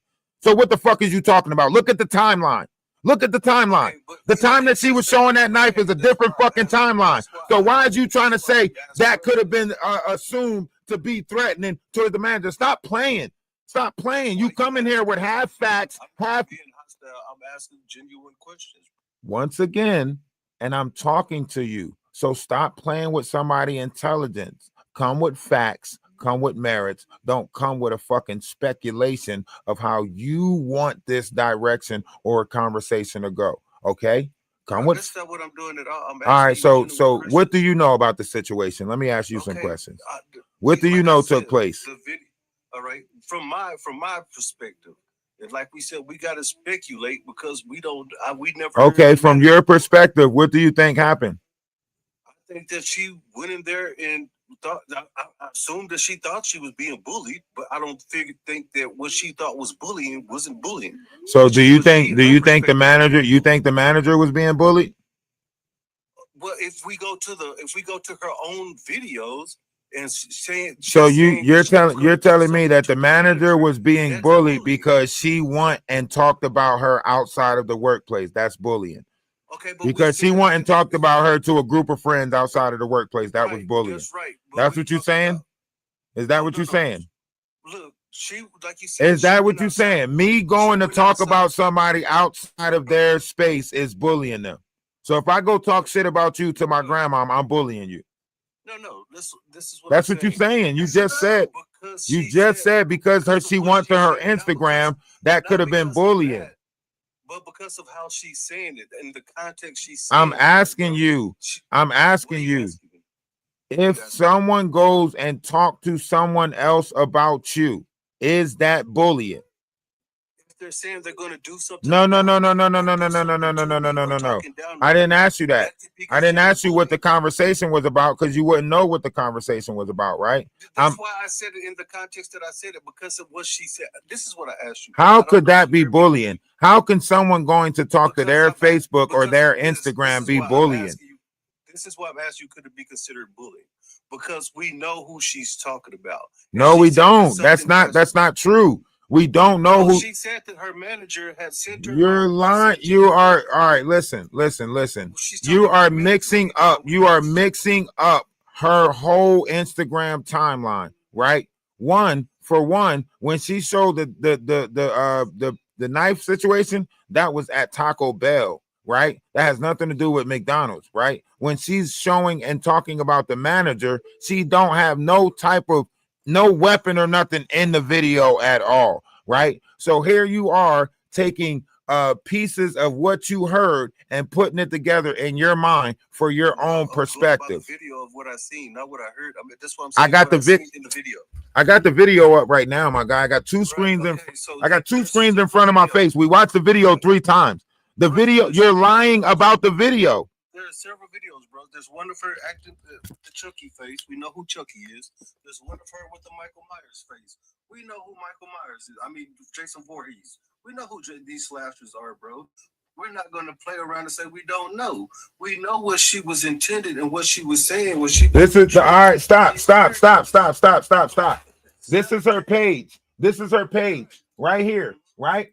If you look at this timeline right here, right? This is not the same situation that she's talking about with the girl. Chucky? I didn't say that. Chucky Okay. and Michael Myers. If you see, this is a filter. This is a filter. We know who Chucky is. Okay, this is a filter, right? This is a filter, right? So you're sitting here and you're judging her because she has dark humor, because she's got dark humor, right? What about what? Hold on. Watch this though. What about some of this? What about this outfit, right? What about this outfit, right? Because you're saying because she wears these different outfits that it's, yo, stop talking over me. I'm not going to do this. I'm not going to argue with you for my own space. I'm the host. Respect me as a host. All right. You coming up here with falsitries. I'm trying to give you some insight. If you don't want the insight, you can go to a different panel, right? So literally, you're putting out falsitries, right? You're trying to make it seem like because she had this dark humor, she was an evil person, so on and so forth, right? She also carried fucking, flies. She also paid attention to trees. She also grounded, right? But you're not looking at that. You're trying to go on here and pick out the shit that you want to pick out, right? Her many different personalities or whatever the case, right? So you're picking and choosing based off of what you want to point out about this person, right? To fit your narrative. Because she's an habitual offender of slashing people. So if she went on social media with pictures of her, Once again, I don't understand what's the difference. once again, we have to put the facts and merits out there, man. You have to put the facts and merits out there. There's a lot of women that's getting taken advantage of in this world right now that need to protect themselves, right? There's a lot of women that's running into narcissistic situations after narcissistic situations, and you don't even know the details of the situation of the first situation where the alcohol was involved, where the gentleman was involved that was using her for sexual advances, right? So you're just up here spilling out a bunch of shit just to say. You say what? I seen the videos just like you seen. You seen what videos did you see? The videos of her yelling at the dude because she didn't want to have sex with him. I'm not talking about no video. I'm talking about the text messages. I'm not talking about no videos, bro. I know about the case too. I know about the other slashing case with the makes her a bitch. You don't know. See, this is why you talk faster than what the. What does that have to do? Hold on, watch this. Just be quiet, bro. Just be quiet. You don't know the person that she was staying with. You don't know the Wayne Fisher that she's talking about that got, charges for fucking touching kids and so on and so forth. Stop fucking acting like you sitting here. I seen the videos. Bro, stop it, bro. Just stop it. All right. You don't know what life she was going through. You don't know the struggle. You probably another narcissistic man that think that he can put himself on women and shit like that. That's why you're trying to act like you don't understand what women are going through in this world. That's why you keep on trying to act like you don't get what our women is going through, because you probably a man who's probably taking advantage of a woman. Okay. You right. No, this is about you. This is about you. It's about this serial slasher. She has a case of slashing people. And you got a case of bashing people. Can we move on to the next conversation? or move on with this conversation. Where did that blunt go? I thought I just rolled a blunt. Okay, it's on the floor. Here we go. Let me light this. We ain't listening to that. You ain't gonna sit here and try to attack our women. That's the problem. Y'all don't know how to make women feel safe. That's your fucking problem now. Yes. Can I say something? Yes, you may. Okay. I'm kind of going through the same thing, and I'm 59. Let me say this here. I see a lot of people say somebody trying to defend a murderer. Unalive her. Okay, I'm alive. Okay, let me say this here. I feel like they both had issues. I feel like the manager was controlling, and they do pick at people. I have a lady right now.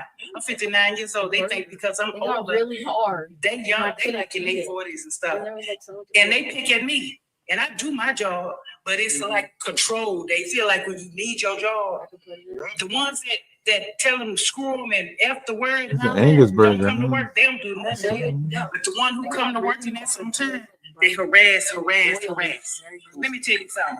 Even if that baby had problems or had some type of issue or whatever, we all work. If somebody come work for me and I Break see it up that for they the might be kid. having some issues, you can't go around just picking and poking because you don't know what nobody going through. And no, it don't excuse that, but still, pressure bust a pipe. You cannot push and push. I say everybody needs to be mindful how you treat somebody. You just be because people come to work, they leave their problems at home. You still got stuff on your mind. And then get somebody stay, you trying to do your job for folks. And if she wasn't, Sorry. send me home, you don't need me. That means you don't need me. But if you know somebody need their job and you don't know what they going on in their personal life as a human being, you don't just keep just pressure and just keep poking and poking the best, so to speak. So it's not that nobody defended somebody that's alive, somebody, but that's just like me. I'm a grown woman. I feel like I'm an elder now. I'm 59. I don't believe in violence. But if I go to work and late, like right now, I'm getting ready to leave my job to go somewhere else. And I've been trying to do this for about a year because you go to work because you need your job. I'm leaving here because, like I told him, you ain't gonna keep messing with me every day. You not, because you put me in a situation where I'm gonna put something on you and you ain't gonna like it and they gonna handcuff me. So therefore, I'm leaving. But they couldn't have been the same. It might not have been the same situation for her. Maybe that's all she could do at that time. And then Sometimes you can't. Sometimes. you wouldn't know that there was a child under her. So you would think you would give her a helping hand, but you was really throwing your weight around. That's what it was. I don't care what nobody say. That lady went innocent. I don't want to hear about the five kids. That girl went online just saying all that stuff, pulling out her ass. That lady was doing something to that girl. Ain't nobody crazy. Right. And if they thought something was wrong with her, she had a Nah, they about don't worry about it, because the lawyer is pulling the cameras from McDonald's. So they about to see that this girl was getting singled out. They about to see that they were trying to, call this girl stank. They were trying to make fun of her on the low. And they were plotting on her at work. Like when she be in the back doing something, they would tell somebody else to go back there and tell her to do this or do that, or try to call on her name a lot so she can get frustrated or irritated. well. And everybody probably think I'm wrong for saying what I'm saying. Let me tell you something. I am 59 years old. I don't have time for no drama. These people at my job harass me all the time. Do you understand? I have to leave because if I don't, I'm gonna plant one of them. That's just how bad it is. Well, you go ahead. You do it. You do what you need to do for your mental health. Aneurysm, I got kidney problems. I got stuff going on. Mental health is a real. Just life. Mental health is a real thing, and I think I think a lot more jobs need to like apply like mental health days. Like everybody should have like at least 3 unexpected like mental health days so they can have that ability to take off for that particular reason. We have mental health days here. They only give us one, and then they tell us when we can take it. You got to plan ahead. You can't just wake up one day and say, you know what, can I use my day today? Yeah, that's what I'm saying. You can't plan ahead for a mental health break. Like nobody plans to break mentally. Like that shit just happens unexpectedly. That's why it needs to be. And they don't even let us take it. They tell us when we can take it. But that's why. When we feel we need it. But that's okay though. All you can do is Let me tell you something. I was in the hospital. Okay. We're not doing that. I'm not doing that. I'm not about to trauma bond with you. I'm not doing that. We're not about to jump from one trauma to the next trauma to the next trauma. I ain't doing that.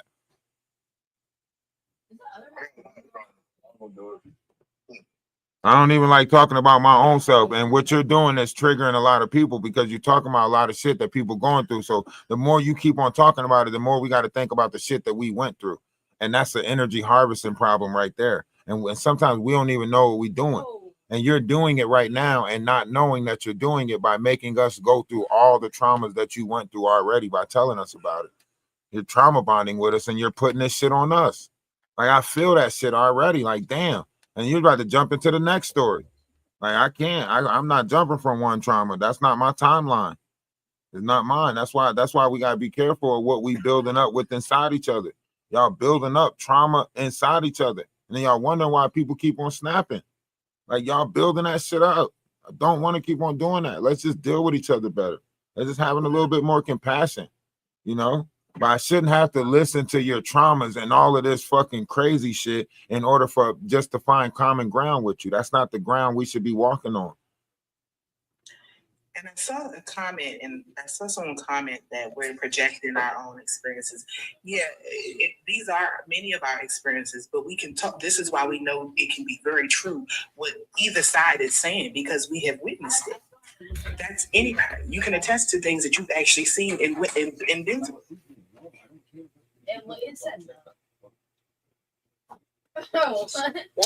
I think like you said, like this has to be analyzed from both sides in order for us to get clarity, in order for us to have clairvoyancy on this whole situation, because we have people in this world like the manager, and we also have people in this world like Phoenix. And the people in this world that are like Phoenix are more so a part of the youth, a part of the young people. They suffer from ADD, ADHD. Some of them don't know that they suffer from this. They have ODD, right? They have a problem with authorities, right? And it's sometimes even with our own kids, we almost have to put stuff in a question form as into a demanding statement because we know they're rebellious at heart. A lot of times I reword things with my kids because I don't want to get into that, you know what I'm saying? Like, why you trying to tell me what to do all the time? Like that's what you're building up. When you're constantly like, get me the remote, do this, do that. That's what I had you for, right? And we got a lot of parents that tell their kids that and do that type of stuff and treat their kids a certain type of way. And we became creatures of habits. And there's a lot of parents right now that don't want to learn their kids in order to treat their kids better. I just feel so good coming out of all this. I don't want that girl to just get thrown away like her life don't matter and we still don't hear her. I think that she still got a job at the end of the day. I just hope she get the help that she needs. More mental health awareness. Well, I'm definitely going to reach out to this person. I'm definitely going to stay in touch. You know, if I do get in touch with this person, I'm going to stay in touch with this person. If they are going to do whatever amount of time, I'm going to make sure that I send money to their books if I have to. I'm going to show this person that, you know, that the world wasn't, you know, turning a blind ear to them, that we hear her, you know, because we're failing each other already. And we already failed the mother of 6. So why fail another one of us? Absolutely. You feel like the mother of 6 needed help too. Exactly. Her own trauma and things that she was going through too. Right. And this makes anger, feelings, and all that other stuff. So, right. I mean, I'm still digging, but I just want to your platform, good brother. And you have a good night, okay? You have a great night as well. All right. I wish somebody was there for me when I made mistakes and I found myself in my dark times. I wish I seen an arm when I was in my dark times. All I needed was an arm just to reach down there. You know, sometimes all you need is somebody to reach down and you'll latch onto it. Too many people reaching up and not enough people reaching down. Everybody think, you got to get how I got it. You got to get it out the mud like I got it out the mud. You got to get it out the rough like I got it out the rough. Like, damn, now that you where you at, you can't lend a helping hand. That's what the fuck we supposed to do. I ain't got it. I ain't never gonna really have it. You know what I'm saying? Because I care too much about this world to have it. You gotta be a selfish motherfucker to gain materialistic in this world. So I know I'm never really gonna have it, but I'm still gonna be a servitude to others and try to help out as much as I can. Absolutely. Hi, thank you for inviting me. I'm sorry, I was just listening to your thoughts. Appreciate if you. you don't mind, I just wanted to say, or ask a question or a few questions. Has anyone got maybe a diagnosis for her or know a little bit more about her history? I know there was some videos surfacing about what was going on. Yeah, there is a diagnosis. We're not at liberty to say due to different variations of violations of misinformation or HIPAA laws, because you can't just speak on somebody's diagnosis. But she was not taking her medicine or misusing her medicine, something of that nature. The lawyer has put it out there, as far as her defense and whatever, and the situation that took place regarding alcohol or her previous situations that took place in 2022. And there's another situation outside of that is sealed that we're not really at liberty to speak about. And that's part of why she changed her name from McCoy to Muhammad, is because she was trying to feel safe. And she felt like that, the person that was after her was always going to be able to find her if she changed her name. I mean, if she kept the name McCoy. So she changed her name. She was running from a lot of stuff. That's all I can say. Running from something. Yeah, that's all I can say at this time. She was running from a lot. That's my first time hearing that. Yeah, she was running from a lot of stuff at the time. So I'm not going to speak on too much, but yeah. I did just want to add, the woman earlier, she was expressing how, people get pushed to, a certain point. And I agree. I feel like a lot of us are saying the same thing, just in a different way. She probably was dealing with a lot of things, but it's like, if you are getting to the point where, we've all had bad managers or coworkers we didn't get along with, shitty jobs we didn't really like. But it doesn't cross a healthy person's mind to, go to do that. You'll quit or you'll leave, you'll walk away before you resort to doing something like that. So it's there's something stronger at play. Yes. And I just think mental health is. And that is the answer to the young lady that was in the comments who said, well, why wouldn't you unalive your manager? Mm-hmm. Well, here's the thing. Psychologically, we may not go the same paths. Okay. And so that is enough in a chemical imbalance and that Exactly. So when they say she was taunting her and making her work environment toxic and making her paranoid, doing things behind her back, you have we don't know if she walk around into internal stimuli, audio or visual hallucinate. We don't know these things about this young lady. If I tell you I got a monster at my house and you keep sending me to the house, then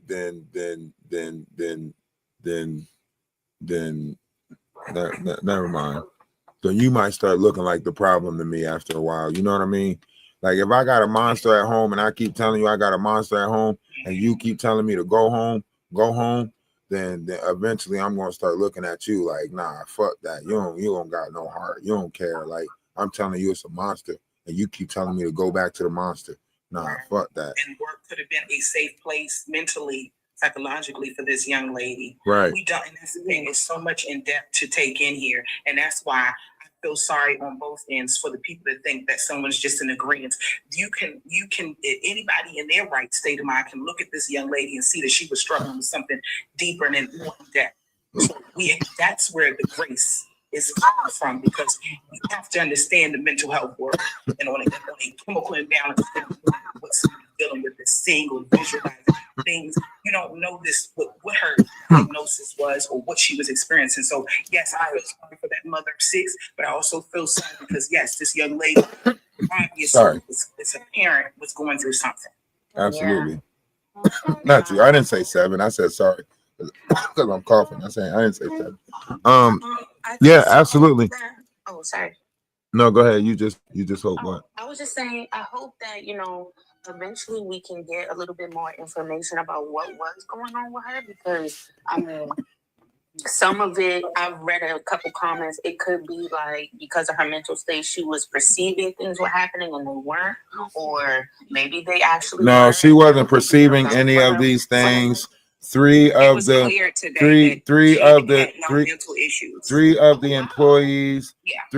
employees came out and said that this manager was bullying her. When they get these records back from McDonald's, you're gonna see that the manager was, backbiting, talking about her situation. They were laughing at the fact that she was homeless, that she stank or smelled, so on and so forth. A couple of the other employees also laughed or mocked her or whatever the case may be. Yeah, so people have come out, even previous people have come out.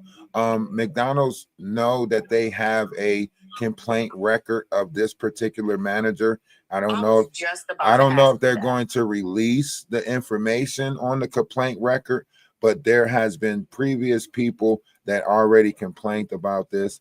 I am in Michigan. I'm not in that particular area, fuck that. But yeah, I'm in Michigan. So I get a lot of this information from a lot of the, Detroit, Michigan people.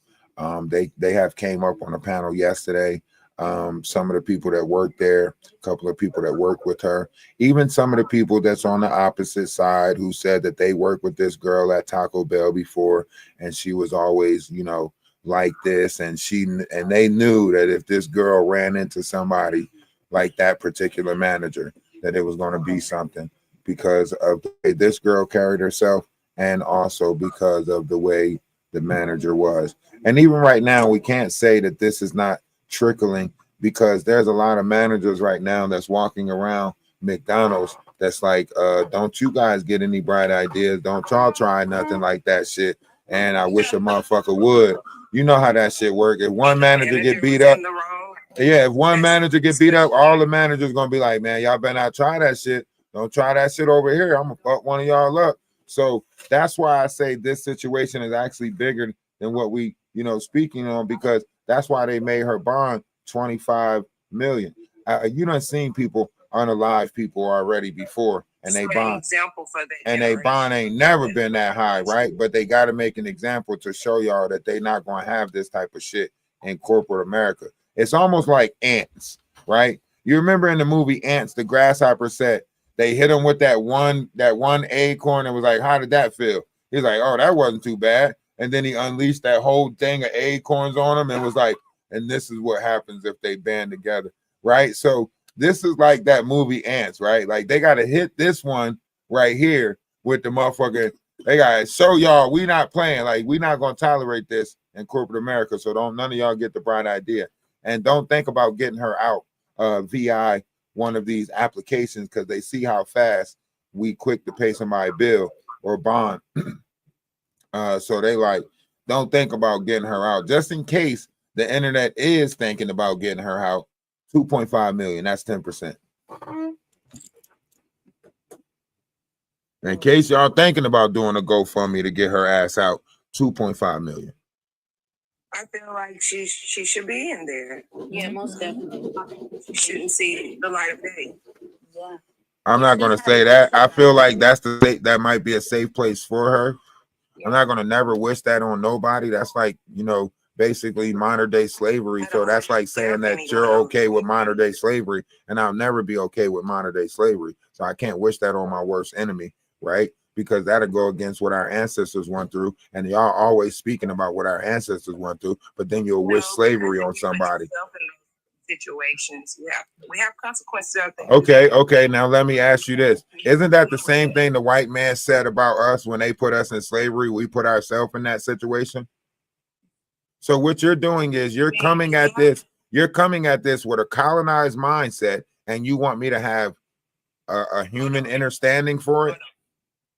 That's what you're telling me. That's what you're telling me.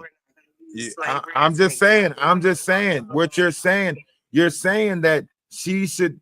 What is prison? Look at prison. If you look up the definition, it says that under the Constitution. Let me finish. Right? Let me finish. Allow me to finish speaking. Under the Constitution, slavery is when it's talking about prison, that is called modern day slavery, because under the Constitution, you are allowed to enslave someone under the penalty of the law. So it is you justifying slavery by saying that she should be there, right? I don't believe so. Okay. I don't believe so. Only because if you're saying that her home life, she's running away from someone, she changed her name, she's afraid to go home, she's really not getting whatever, like support she can get for whatever's going on with her in her life, mentally, whatever's going on, she's being aligned with the people that can potentially help her, speaking to lawyers, doing whatever. And I mean, imagine she goes home now. You're on the news, you're everywhere. You wouldn't even be safe if you did walk the streets. People are going to have their opinions. It may just be safer for her to be there. That doesn't mean that, we advocate for the prison system or, we're anti-Black or, no, I just definitely think right now that would be best for her if all of that is true. I don't know. So is there a mental facility that she can be, that she can get the help from? Couldn't you say that she definitely needs to be in a mental facility, right? Because we know there's no, it doesn't. No, it does not help you. It does not help you. The jail thing is made for a revolving door so people can keep coming in. That's why when they get out, they give you a probation officer or a parole officer. And when you come closer to the end of getting off, they find a reason to put you back in so the cycle can continue, because they need you to keep going in order to secure their job. It's called job security, right? So they need that cycle to continue. That's why they put Subutex, Suboxone, and methadone clinics in all urban areas, and they started allowing people to use. Not to put yourself in Allow me to finish. Allow me to finish. Allow me to finish, because you said jail has those solutions. I'm telling you. Hold on, let me finish. Those resources, they do. So why is it that the jail? Hold on, stop. Because I see what you're doing here, right? You keep on trying to overtalk me, outtalk me, or allow my point not to be made, right? You sitting here and you're giving out false information when we have watched numerous people come and go in jail and out of jail. Actually, after a certain amount of time in jail, your mind becomes what they call institutionalized. And then you are subject to get assistance from the government because you are mentally institutionalized inside your mind, right?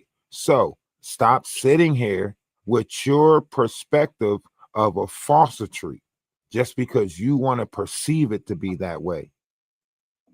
I want to perceive it, not what I've been through and knowing how it works. It's what you discredited. So what you saying is because one person made it out of prison, that means the system was made to help everybody. That's not true. I made it out of prison and I still sit here. Hold on, stop. I'm not talking about your experience. I'm talking about my experience. So before you sit here and try to do this whole two different experiences, but you discredit mine. I didn't discredit yours. I'm being honest about the jail system and collective. You trying to personalize it and play the victim. you ask her, were you to have those Put yourself in that situation. See what I'm saying? Now you trying to play the attacker and trying to use my personal situation to attack me. Asking good question. We're not talking about my personal situation, just like we're not talking about your personal situation. Let's stick to the facts. Okay, we're talking about hers. We're not talking about mine. So why you say was you this when you did that? Like, no, I know what you're doing. You're trying to find out my personal so you can attack me personally, and then we can go back and forth. But no, stick to the facts and the merits that's at the table, right? You stated that prison systems help us in general, and we know that it doesn't. It do. Who does it help? It do. It do. You cannot tell me you have not. Okay, name the community. Name the community. Name the community that it helped. Okay, so name the community that it helped. It's different effects on different people. Okay, you're right. To each his own. In this world, to each his own, right? It's to have you box mind. To each his own, right? To each his own. Some people can learn from it, some people can't, right? Right? Okay, so it's individually. Individually, we all have a way of learning, right? Correct. And some people gonna make it and some people not gonna make it, right? Correct. And we are aware that this person has mental issues, right? And no support. All right, hold on. And we already know this. Proven she has no mental issues. Where was it proven that she had no mental issues? It was proven by the lawyer she has no mental issues. That is a lie. We just listened to the lawyer speak yesterday. That is proven. You are lying. I can play the video right now. I literally have it on my YouTube. Play your video. Why would I have to prove that to you? I know what I've seen off the news and what did the news say. Okay. She has been proven not to have any mental problems at all. Quick question: is that about her competency or Competence has nothing to do with taking someone's life. No, I actually. Oh yeah, because you don't have to be competent. You don't have to be competent or incompetent. Competency has nothing to do with it. So let me ask you this. So let me ask you this. Have you ever heard of a crime of passion? Why did they come out with? Hold on. Why did they come out with crimes of passion then? I agree. Like the mental state of someone can alter. Yeah, like when you. As in a relationship. No, as in the law, they can say that you can react out of passion and commit unaliving. In the law, they say this, right? They literally label it a crime of passion to where it's like in the law now, right? I totally have to look it up. Never heard of it. Oh, now you never heard of stuff. Never heard of that. Right. Yeah, So what I've never heard of crime of passion. You said in all of your paralegal studies you never heard of that? I've never heard of that. So you're a paralegal? I am. Okay. So and you never heard of a crime of passion? No. Wow. What type of paralegal? Never mind. So in your line of work, right? as a paralegal, right? When you're looking at a situation like this, when you do the evaluation on this particular persona, because that's what would have to happen in order for us to say whether she's incompetent or not, right? The lawyer cannot tell you whether she's incompetent or not, right? The lawyer would have to put in for a evaluation, and then hold on, let me finish talking because you already said that you were paralegal, so you should have knew this already. Hold on. Oh no, I'm sorry, not you. I'm sorry. Yeah, let me finish talking real quick. But listen, so you said you're the paralegal, right? So why did you speak out of turn when you said that the lawyer said this already? Because we know that a lawyer will never tell you something like this. A lawyer can put the paperwork in and basically say that we put in for a psych evaluation, but you would have to get someone who is qualified to determine the psychiatric of this person, right?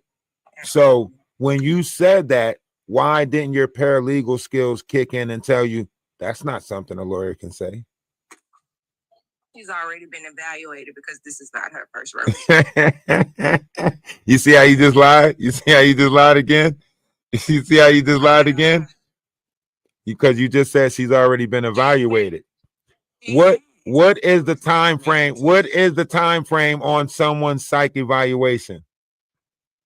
What is the what? What is the time frame on a psych evaluation? I don't know no time frame. What do you mean?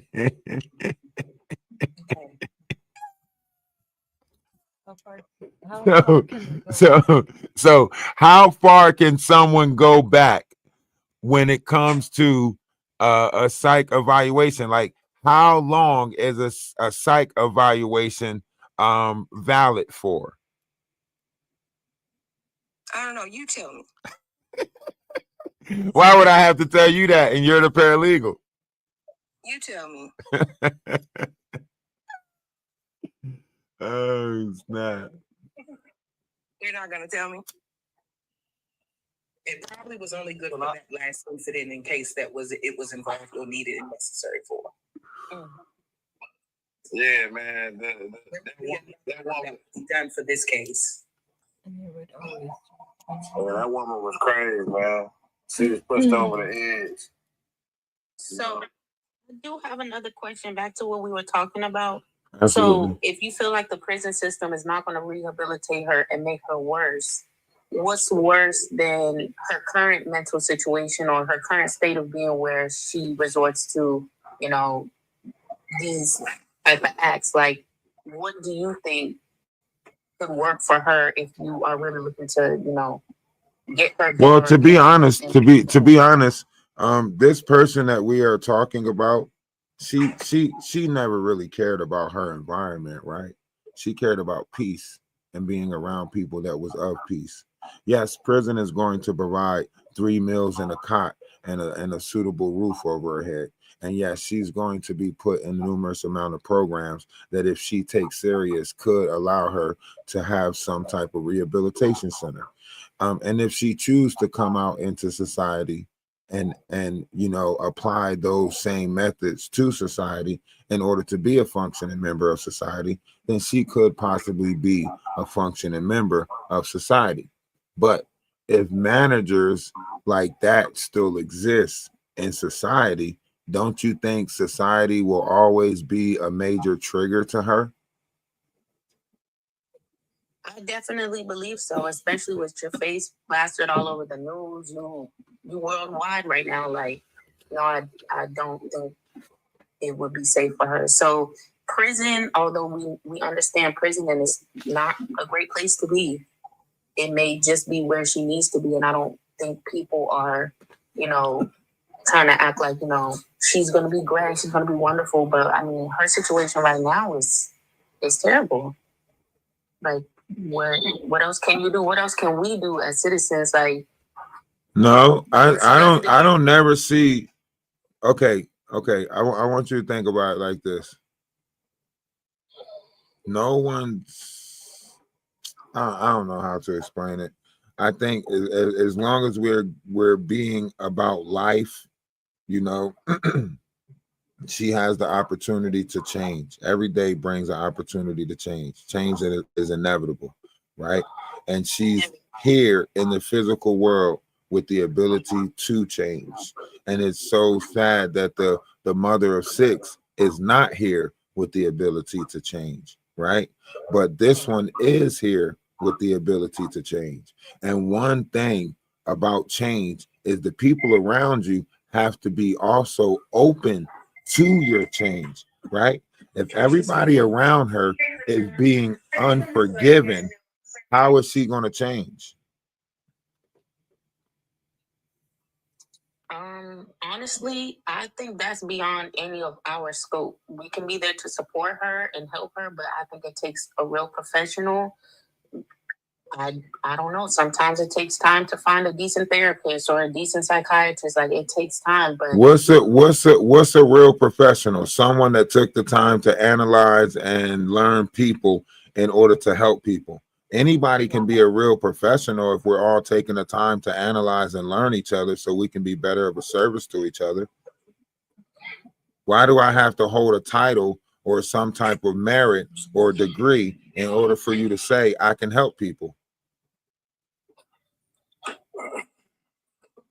I mean, your credentials mean everything a little bit. Not really. Your kindness and generosity means everything. Your credentials is just a title to say that you hold this title in the world. But if you aiming to please man, then I guess you would care about titles. But if you aiming to please universe, you're just going to do what's right no matter what title you hold. But people gotta want change though. Yeah, they do. They gotta want it. So let me ask you this. If I know how to do open heart surgery, should I not do open heart surgery because I don't have that title? Absolutely not. You should not. I didn't even know how to do that. Who was that in practice? No, I don't think you should.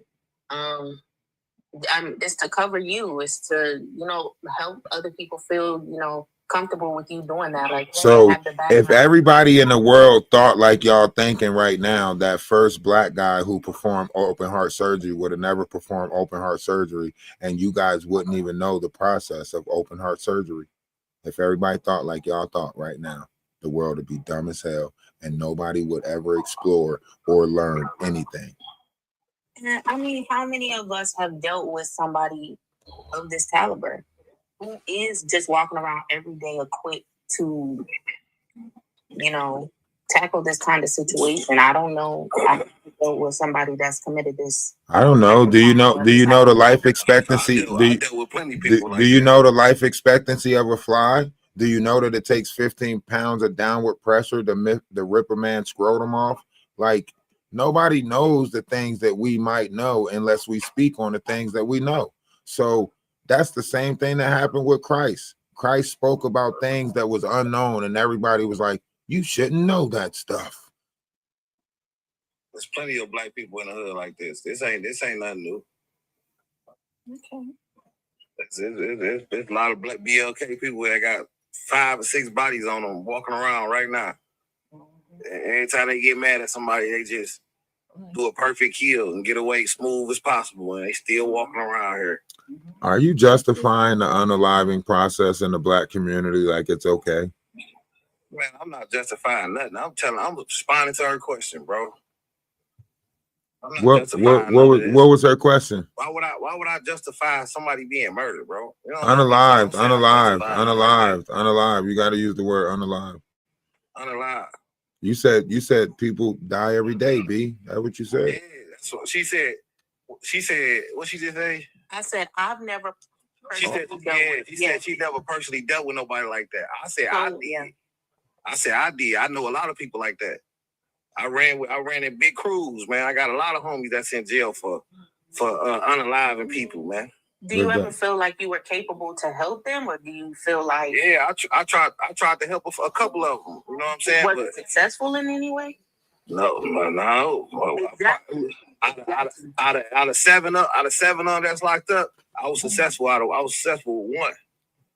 You know what I'm saying? But they gotta want it. Like y'all would just talk about prison reform.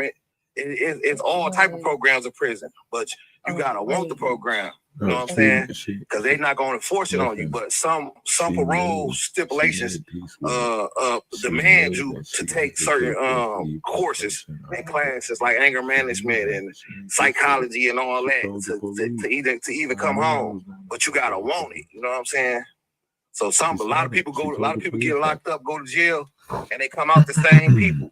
You know what I'm saying? And some people come out reformed because they utilize the resources.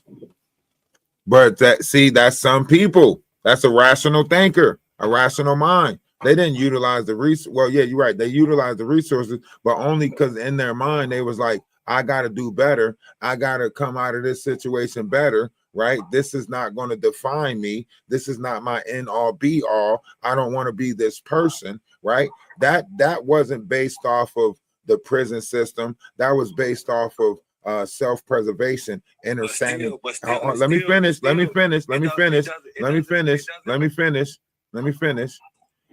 Understanding that they had to change, right?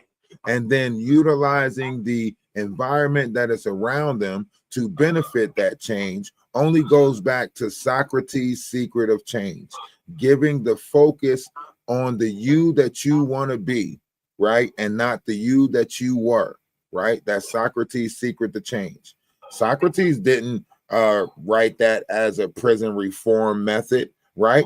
He wrote that as a philosophy of life, right? So when people give focus to the change that they want to see and want to be, then change will exist in their life. Listen. Socrates is a worldly wise man, so I don't listen to worldly wise men, man. Scriptures, man. But anyway, you listen to scripture. What scripture do you listen to? What scripture do you listen to? Let you talk, brother. You gonna disrespect me? Let me talk, bro. How you gonna disrespect Socrates and then try to ask for respect? Shut up, bro.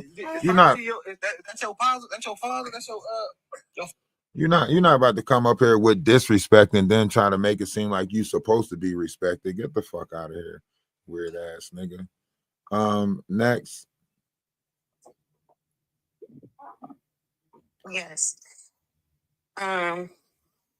Yeah, I agree with you. You have to want to change, but that's what we don't know, if she wants to change. What I was just getting at is like, if a professional, or like, okay, say you have, legal things you need to go through, legal processes, and like he said, the courses and things like that, they can offer it to you. I know that you're saying we can all try and support her and be there for her, but it's like, we don't even have the tools. Right. So we could talk to, we're blue in the face, but if, like you said, if somebody doesn't want to change, they're not going to change.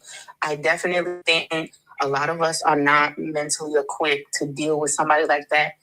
She has bigger problems at hand, and you did unalive a mother of 6. Like, it's crazy. It's very hard to come back from that. How can you come back from that? Your reputation. But I don't think this is about, like, to me, like, when you run across somebody like that and like, and you know that goes against the universe, then you should have that much more compassion, because the universe punishment for that is going to be that much, you know what I'm saying? Because you got to think about it.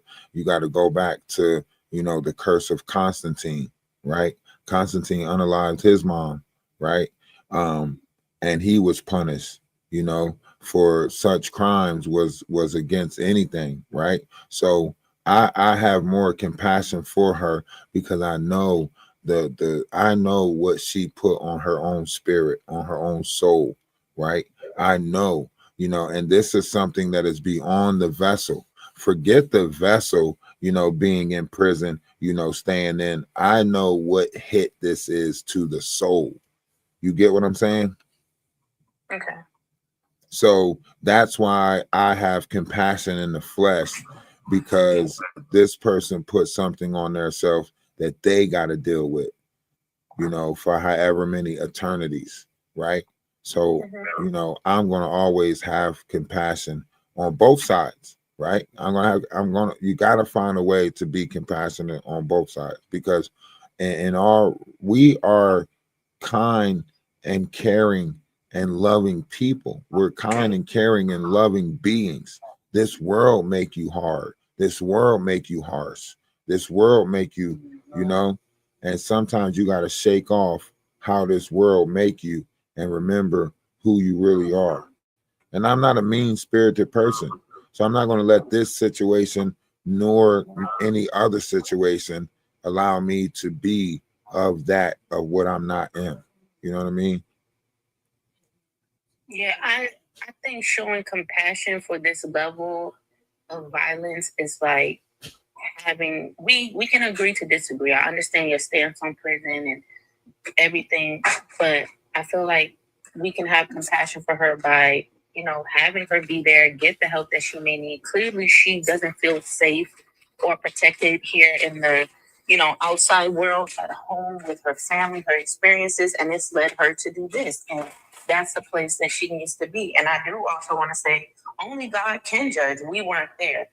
No matter what's in the court documents and everything, no one was there to sit there and experience what she went through day in and day out. If that's true, what the manager was actually like, we don't know. We can only pass judgment.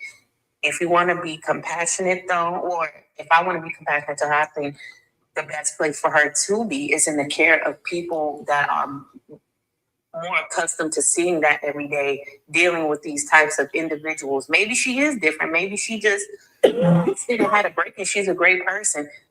If she goes through the proper channels, she'll be able to articulate that, get herself some time out, like come home early, get the help that she needs if she's willing to accept it. But I think it's a little bit cold. Tupac, what's his name? Lost her life. Like you said, she doesn't have a chance to come back. And it's her children are suffering. This is going to be many years of pain for their whole family. And to be like, yeah, we're going to show her compassion just off the rip. Like, I don't know. Like she shouldn't be let me answer these two questions that's in the comment section. Cherry, one, you don't have to really worry about the universe tells you to help who the universe tell you to help, right? If the universe tell me to help somebody, I'm not worried about who's helping that other person because I know the universe put some vessels in place to help that other person, right? So I don't have to worry about that other family of 6, so on and so forth, because I know the universe already put a bunch of stuff in play to help them, right? This is why it's better to please the universe and not please man. The Bible says if you aim to please man, your friends will be many. But if you aim to please the universe, your friends will be few, right? I aim to please the universe. So the universe put me on a tougher task, right? Knowing that I can deal with the ridicule of trying to support somebody on this side of the fence, right? That's why the universe put me on this task and not a lot of y'all, because the universe know that y'all gonna do where that wave go, right? Where your feelings and emotions tell you, right? But the universe knows that I'm gonna look at it from a logical standpoint and say, well, damn, this person was crying for help too. Who am I to leave this person in the dark? Right. You know, I'm not nobody to leave this person in the dark because I know what darkness felt like. And if you feel like you outside of darkness and never knew what darkness felt like, then cool, turn your back. Act like you don't care. Act like you don't feel it. Act like you don't know what this person going through. Act like you never been one fucking argument away from snapping. Act like you never had it up to fucking here. Act like you haven't never punched a wall or two. Act like you never sat there and talked to yourself like something is wrong with me. You can keep on pretending like you don't go through it with yourself day in and day out. But I choose to live in a world I know we're all fucking struggling and going through it and just one argument away from snapping. But you can make believe. Right. I agree. We've all been there. And I think that's when you have to like get to the root of everything. Like you have to work on yourself. Like you said, everybody is going through something. And I said this from the beginning, like there has to be something bigger at play. You had other issues before this kind of sent you over the edge. And unfortunately, this woman paid the price with her life. And if she had the proper support or did seek therapy or did do whatever, maybe turn to religion, read her Bible more, whatever was going to get to her to heal whatever was going on, that was her responsibility. And maybe she didn't have like the mind to do it at the time. Maybe she was so overwhelmed, but somebody paid the price with their life because she never received that help, which is very unfortunate. It's a lot of kids out there that ain't get their recommended amount of hugs that's going around causing chaos. I mean, you could probably see them in the comment section where they refuse to come to some level of intelligence and they just hell bent on trying to insult, bash, attack, or ridicule somebody. This world is what we made it, right? We made it this survival of the fittest. We made it this tough skin in order to make it out. We made it, you know, we had to feed our ego in order to make it out the ghetto. I mean, that's probably why they called it projects, because it was an experiment, right? But however, you know, whatever it is that we did in that time, we became subjects to our environment. And now we that's how we're carrying ourselves. Everybody think like you got to be tough. Everybody think you got to fit some type of idea for sauna, right? You know, everybody's trying to tell you, you know, how to be, how you supposed to act, how you supposed to be, how you supposed to carry yourself as a man, so on and so forth. Like, we're fucking each other over by not just letting each other be what it is that they're going to be. That's why I sit like Cinderella. You know what I'm saying? I be in this motherfucker in my own little corner, in my own little home. I could be whatever I want to be. Inside my mind is where I keep all my greatest adventures. And nobody can take that away from me. See, y'all hold on to this physical world too much. And when somebody take it away from you, you're devastated, you know, because that's what you value. That's why you got to be careful on what you value in this world. I value good conversation. I value good people. I value being around a collective of knowledgeable people. Let me know when I'm doing wrong. And you know, my Atlas family, they check me all the time. If I was to get out of line with one of you ladies, they'll get on my ass. You know what I mean? So I know, you know what I mean? I literally got a Discord filled with a bunch of women that ain't afraid to tell me when I'm doing wrong or whatever the case may be, right? And I listen. Why? Because I think that's what we're supposed to do. I think we're supposed to listen to each other, take heed, right? Sometimes I might be in my feelings and emotions, and I got to go sit down and deal with my own feelings and emotions. It doesn't take nothing away from the great advice that they gave me. If somebody gave me great advice outside of my feelings and emotions, I got to still look at that as great advice. I can't be like, get out of here. I ain't trying to hear that shit, right? Nah, that's still great advice. I'm just allowing my feelings and emotions not to take heed to the great advice. You get what I'm saying? Right.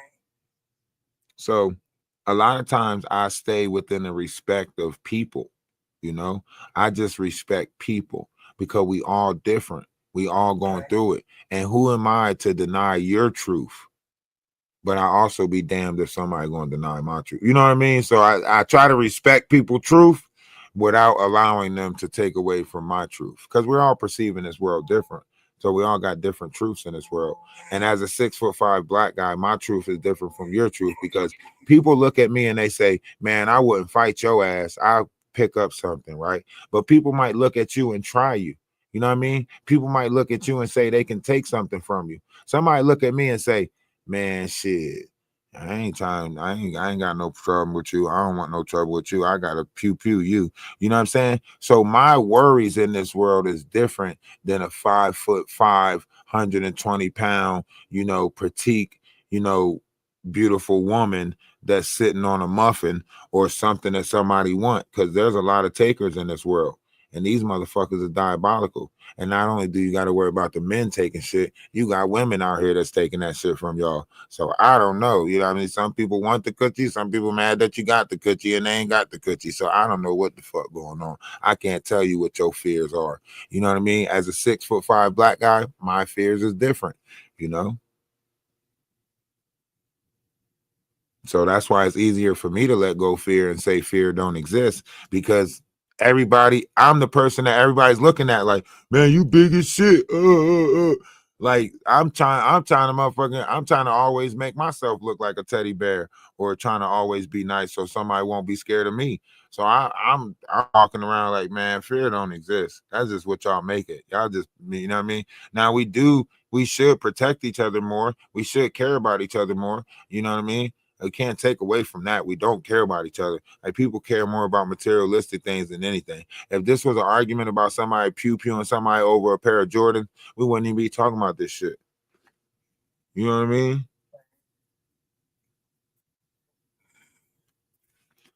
A two-pack of cigarettes, whatever your name is. Do you want to come up? Do you want to talk? Do you need a hug? So we do give out virtual hugs over here, and you seem to be in your feelings about something. Do you need a hug? Please tell me if you need a hug. And why are you worried about my mouth if I ain't putting my mouth on you? Huh? The people that I'm putting my mouth on should be worried about my mouth. You shouldn't be the one worried about my mouth. My mouth ain't going nowhere near you. Huh? There's a lot of things I could do with this mouth. But you shouldn't be worried about none of the shit I could do with my mouth. So why the fuck you worried about my mouth? It don't make sense. All right? So if you need like a virtual hug or something, just say you need a virtual hug. I know it's a lot of adults out there that didn't get the recommended amount of hugs that they were supposed to get when they was kids.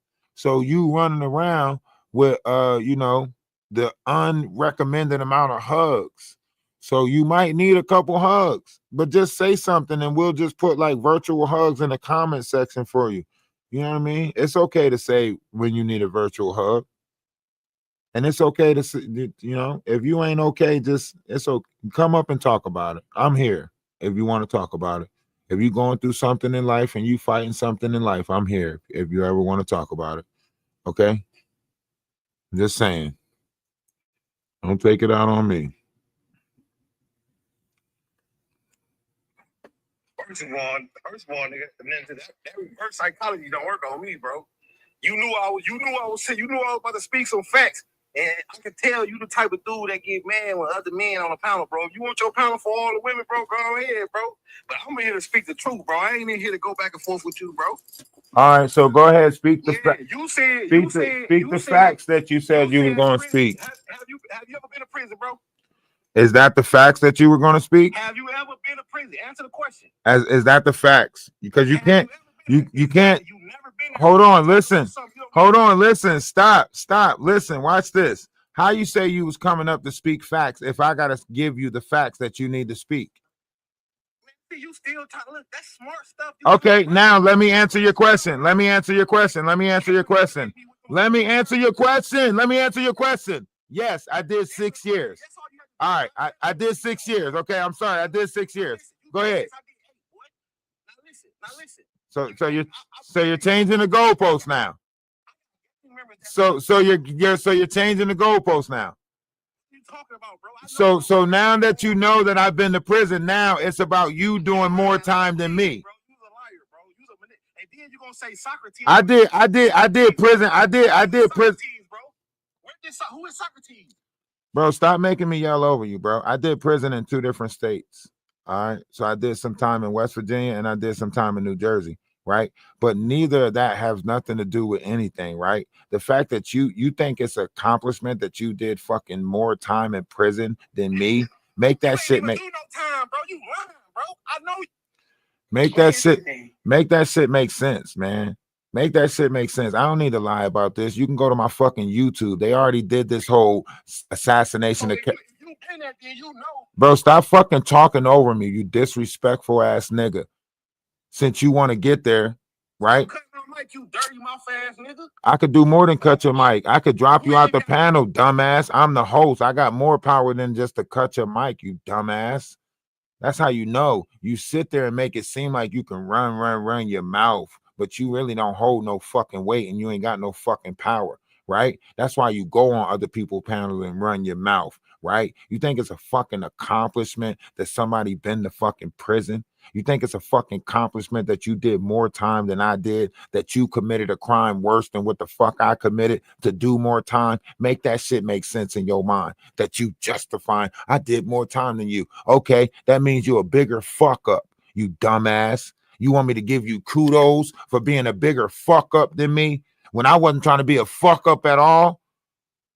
So don't come up here and try to make it seem like your prison time is your fucking accolades. How much college time did you do? Huh? What's your grade point average? Do you even got a high school diploma? Why the fuck is you up here competing with how much time we did? How well we fucked up? That's what the problem with y'all is. Your whole mentality is off. And then you got nerve to try to battle the wits of Socrates. Who's Socrates? Who's Socrates? Who's Socrates? Shut the fuck up. You uneducated, unauthorized. You sound dumb as hell. And then you're gonna try to make it seem like don't mute my mic. Nigga, I'm the host. I can drop you out of the panel, bring you back up in the panel, kick you out the room. Stop acting like you hold the power when you know damn well all the power is right here because I'm the host. The only power you got is to keep it moving. And that's if you don't want to be here. But obviously you want to be here because that's your second time coming up. And if you like to come up again, please hit the guest box and come up again. But you ain't going to try to disrespect me. You ain't going to try to talk over me because I'm not battling for no airspace. I'm not going to sit here and try to yell over you and go back and forth with words. I'm going to get your ass up out the panel, say what the fuck I need to say, and then bring you back up so you can sound dumb.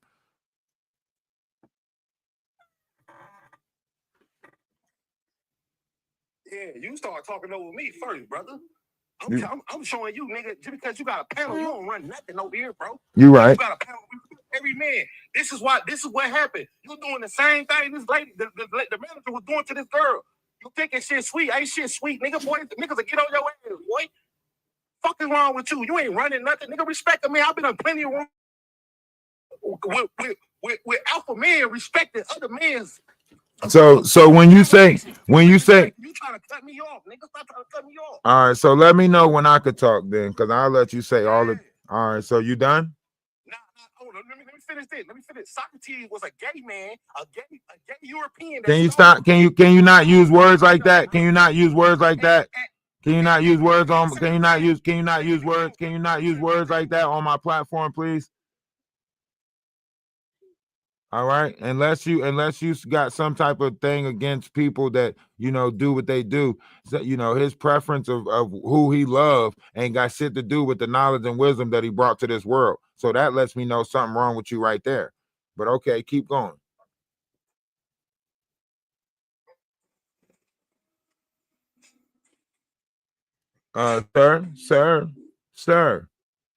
Sir, Tupac.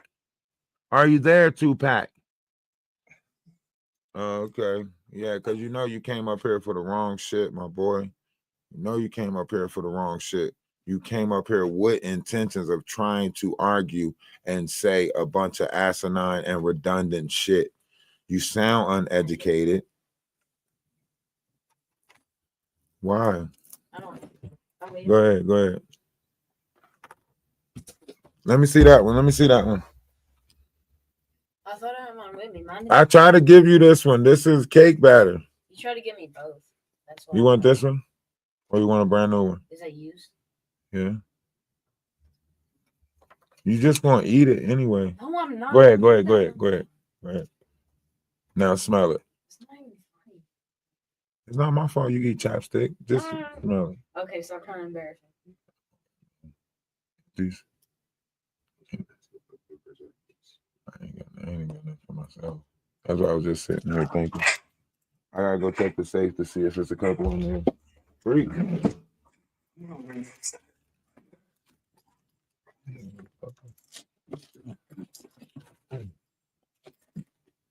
All right, sorry. That was my son trying to get some chapstick.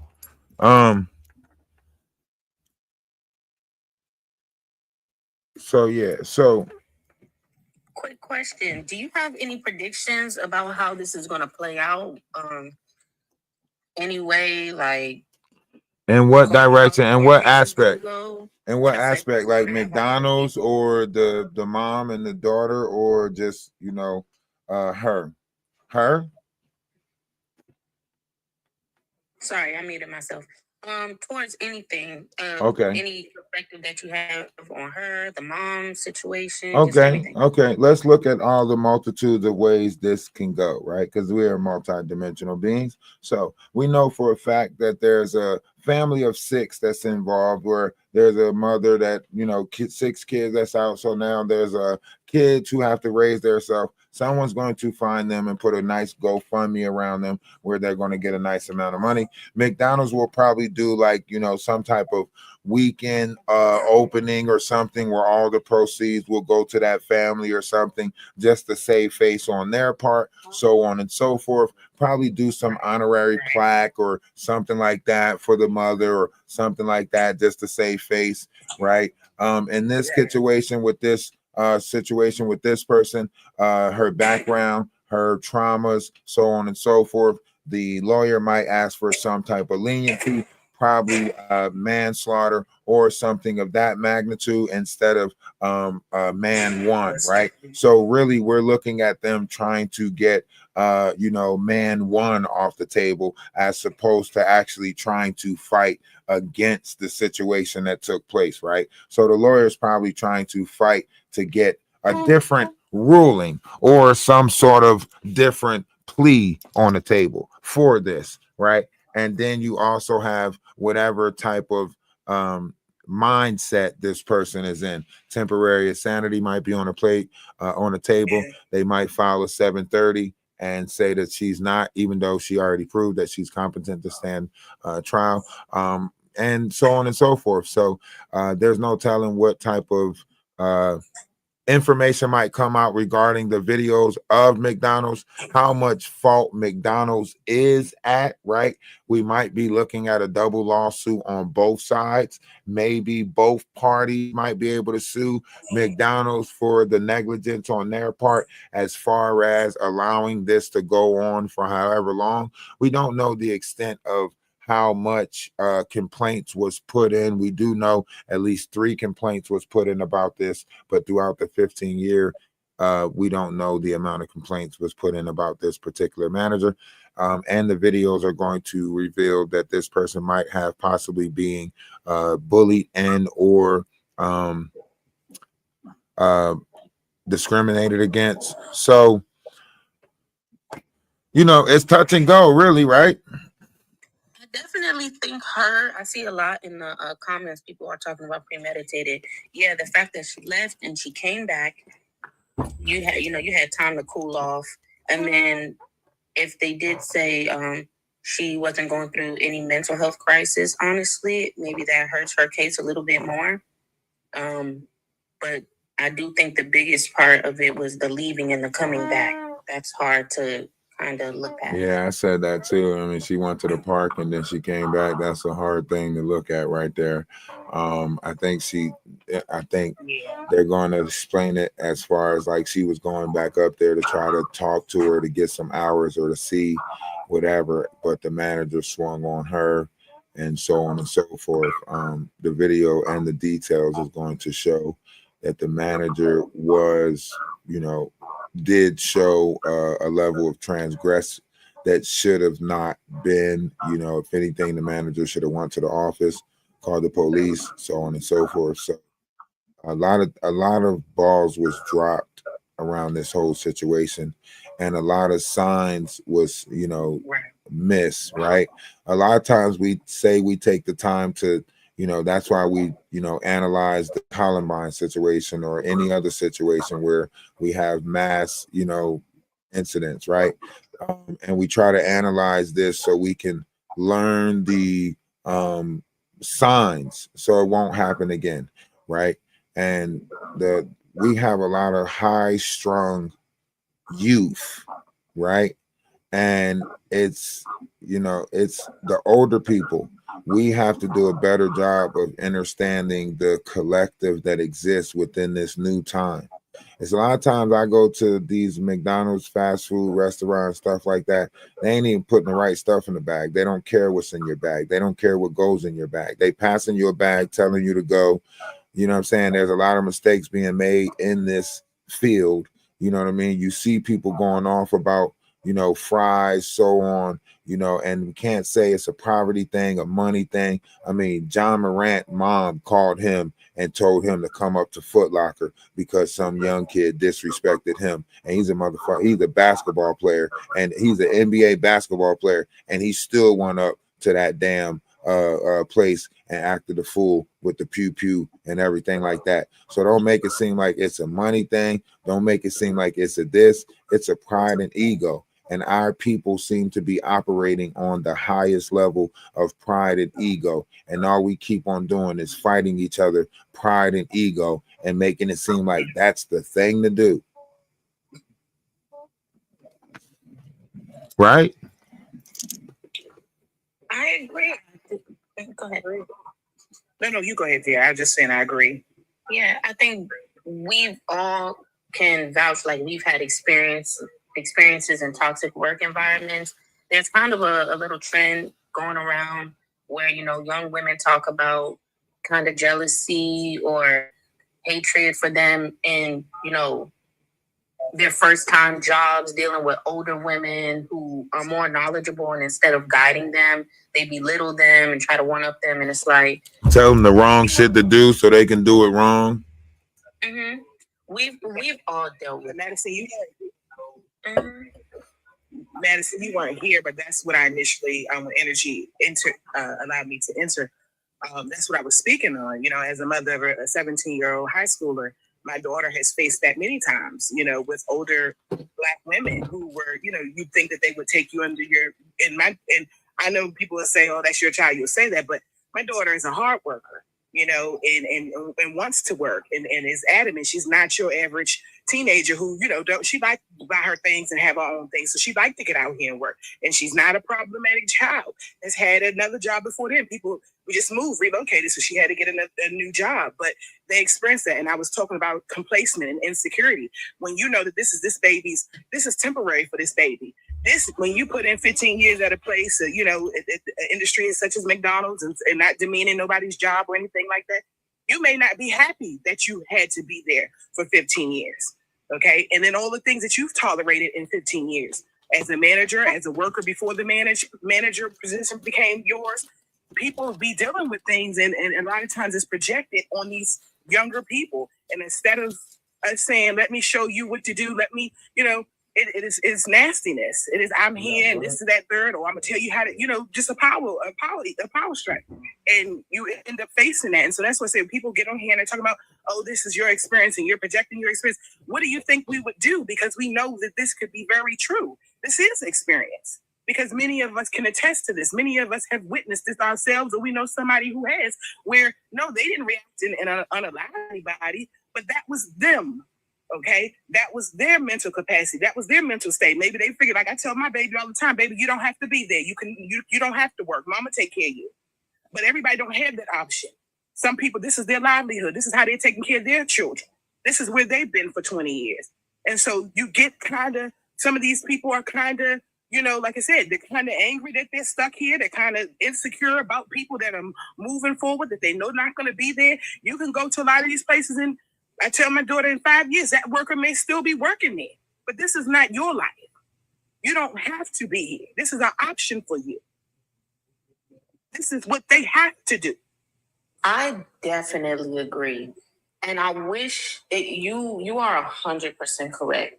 I wish that this played out differently and maybe she would have acknowledged that or had someone to, you know, tell her, yeah, this is not your end all be all. And now because of this ignorant, you know, person and whatever they were dealing with and projecting it onto you, you're facing jail time. Like this is your life. And that's the thing. And then you see in the comments, oh, that's not her problem. See, that was the problem. None of what nobody else is going through is nobody's problem until it's a problem. Mm-hmm. Until someone is gone. And you're looking at it like as people are defending an unaliver. Nobody is defending an unaliver. This baby wasn't an unaliver until she became one. If I take somebody's life today or tomorrow, everybody's going to say, Kershie was a good person. Kershie was I can't believe this. Mm-hmm. But at any minute, I can snap. Right. At any minute, I can lose my mind about something that you'll find minute. But to me, it was big. And I unalived somebody. And I ain't never been an unaliver in my life. I'm a good person. I work hard. So people got to stop talking about, oh, well, you wouldn't do this. I don't know what I would do if I'm faced with a certain circumstance. You don't even know what you hope that you won't do that. You hope. But everybody's mental. And if somebody is perceiving because they're chemically imbalanced and they're perceiving someone as a threat. I'm not talking about the mental illnesses that are minor, and I'm not trying to minimize nobody's mental illness, but anxiety, depression, those things. I'm talking about where there's a chemical imbalance where you think somebody's following you, where you think you're talking to people that's not there. That's their reality. That's what people have to realize. Like I said, I work in mental health. What they see and hear is real for them. What they think and perceive is real for them. We don't see it. Right. We don't know what was her perception of this manager. We don't know. And that's what I'm saying. This is why you can give to energy. This is why you can speak. I'm on the same page with you about, no, I'm not defending the unaliver. What I'm saying is on a deeper level, and if it comes out that this young lady is found, incompetent, you'll see that's where the grace has to come, because what was she, who's to say how she could have reacted in her mental capacity? Like I said, if there's a chemical imbalance, that is something that you can't switch off. And if you're not taking your medication, you get worse. You get worse. You decline. Okay? And yes, people are still able to go to work and be given direction to do a job, but barely engaged and barely interactive with other people. I've seen it. People who suffer with some of the greatest mental illnesses that they are. I don't look at it as mental illnesses, because introverts like their mental space. Like, I don't like nobody coming in my space talking about certain things. Like, it irritates me. Like, if somebody come in my space and they sitting there and they like, man, I just buried my cousin, I just did this, I just did that, I'll try to like ease away or go somewhere else. But if they keep on doing it, I'll be like, look, I don't like talking about shit like that. So please stay away from me talking about shit like that. And, respect, you know what I mean? And once they don't take the hint to me avoiding them or trying to stay out of those conversations, that shit will get frustrating. And, I don't like people touching me, because I believe that energy is transferred. So when somebody constantly putting their hands on me and I know they're a wicked person, I feel that shit. Every time they touch me, I feel that fucking wicked shit that they come with. So it irritates me. So I don't like people touching me. I don't like touching people. I don't shake hands. You know what I mean? Because I know the transfer of energies, right? When I do touch you, right, it's because I know that you need healing, right? So I give you that of which I know to be healing, which is a little bit of me, right? But I don't like people touching me, because everybody don't transfer that same type of energy. And some people may not like people touching them just because maybe they have trauma. Right. Maybe they have had experiences and encounters. But those are things that you don't have to know to be an employee. You just shouldn't be touching anybody. Right. And so we just have to be considerate. Nobody's saying you got to tiptoe around somebody because they dealing with mental health issues. I see that in the comments. It's just, this is the end result when people just don't care. That's all I'm gonna say. It may be insensitive, but this is the end result of when people say that was her business, that was her problem, that was this, and that was that. Fine. Now we have a bigger problem. There's 6 kids without a mother. Now we have a bigger problem. We don't know the psychological effect on them. Okay, there's a bigger issue. This is a ripple effect because nobody care about nobody. Right, because who is they gonna go out there and take it on? Because they don't got a mother no more. So they gotta go out there and hurt somebody now because they don't got a mother. This young lady for the rest of their life to where they don't prosper. It hinders their ability to grow. It hinders them because they don't have no guidance. They don't have no mom, dad. To my understanding, is in prison. We don't know what's going to happen with anybody in this situation or circumstance. We don't. Mm-hmm.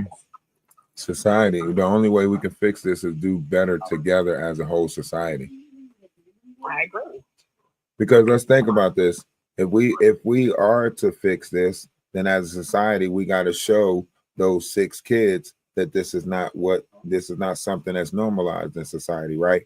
And not by punishing her, but by love, right? So we got to have love on both sides of this, right? Don't let them focus on the tragedy. Let them focus on the love.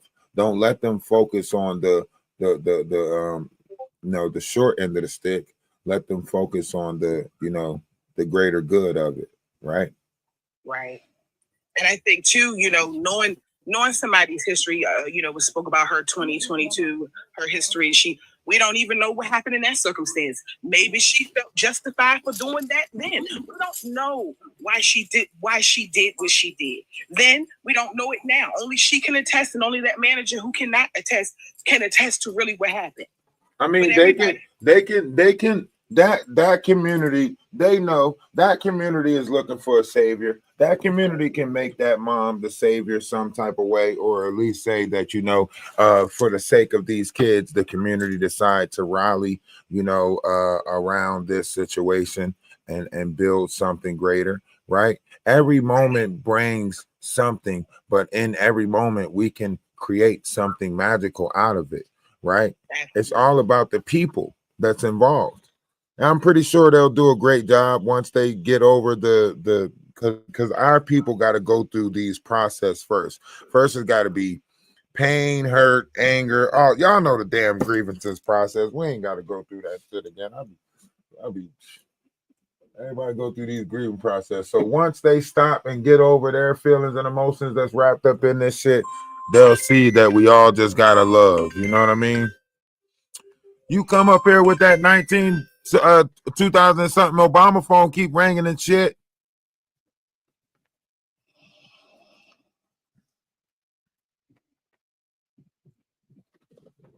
Miss Jerry trying to make us remember Obama phone still exists, ain't you? That is it. What you got? A Nokia Track Magic Mobile? All right, you gotta drop down. You answering phone calls and more shit.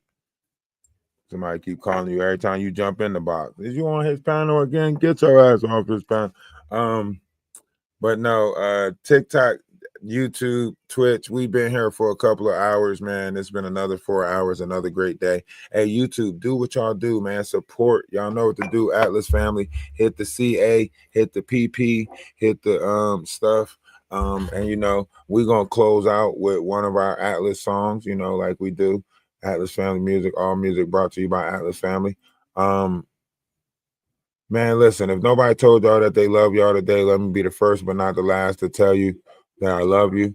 Remember, one's image of oneself should be greater than reality. Nobody should tell you that you are not great, because you are, right? And if anybody ever asks you, are you the center of the universe, or you think the world revolves around you, be bold. Tell them yes. You know, without you being in the world, you wouldn't know exist. So obviously the world do revolve around you, because you have to exist to know that this world exists. So the world kind of does revolve around you. Every individual has a universe within inside of them. And it's time that we start embracing everyone's individual universe. Yours is not the same as mine. So I don't expect you to move according to how I move, or you shouldn't expect me to move according to how you move. But acknowledge the fact that we are all moving, and eventually we are all going to get to that greater place within inside of ourselves. I believe that you'll get there. I know that I'll get there, and I believe that you'll get there. You might not get there when I want you to get there, but you'll get there. And I believe that everybody's journey is needed. What you go through and the test that you have to go through down here is needed for the greater consciousness of all of us. And it's not to say that everything you go through is going to be good, but the universe wouldn't have put it on you if they didn't think that you can go through it. So that's how great you are. No problem. I thank y'all for coming up. Y'all make sure y'all follow my guests. I'm sorry. Y'all make sure y'all follow my guests. I'm gonna follow y'all right now. Everybody make sure y'all follow my guests. Drop them a couple of follows, right? And as y'all know, we do come with a little bit of music. So take this time to listen to the music and just mellow out. You know, we will be back tomorrow. We're here every day. Anybody that wanna, you know, donate, send something, check out the link tree. If you want to sign the petition for the, you know, the human collective better, you know, treating each other better, that's also in the link tree. I said it earlier, and a lot of people forgot to go to the link tree and check it out. So I don't know, maybe we ain't as interested in treating each other better as I thought. So, you know, we'll get there. We're still a work in progress, you know. The universe ain't done with us. If heaven is in your mind, you must be heaven sent. If heaven is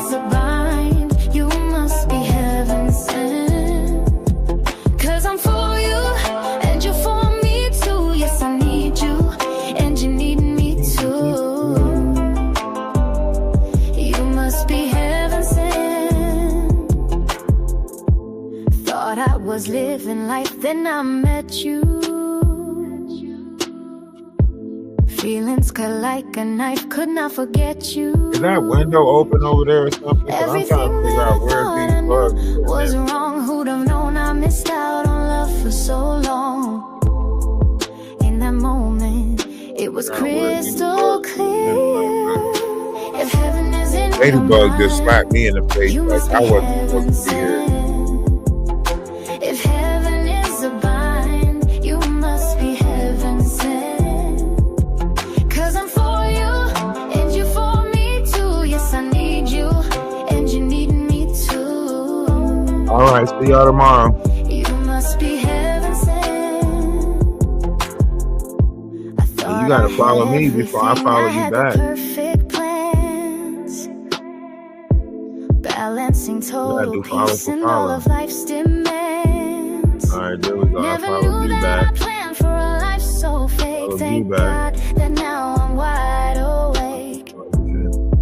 In this moment, it's crystal clear. You have a great night. If heaven is in You your have a great night. you must be Hey, sleep well, sleep well. Rest. Rest. Rest your mind. A lot of y'all go to sleep, but y'all don't rest. Y'all still high strung when y'all sleep. Like, rest our mind. You know? Sometimes y'all, man, y'all need that white noise. I know some of y'all playing that fan in the background. Now I'm believing we have something so real. Some of y'all With come. you, I'm excited and I am reminded heaven's more than how you feel. If heaven is in your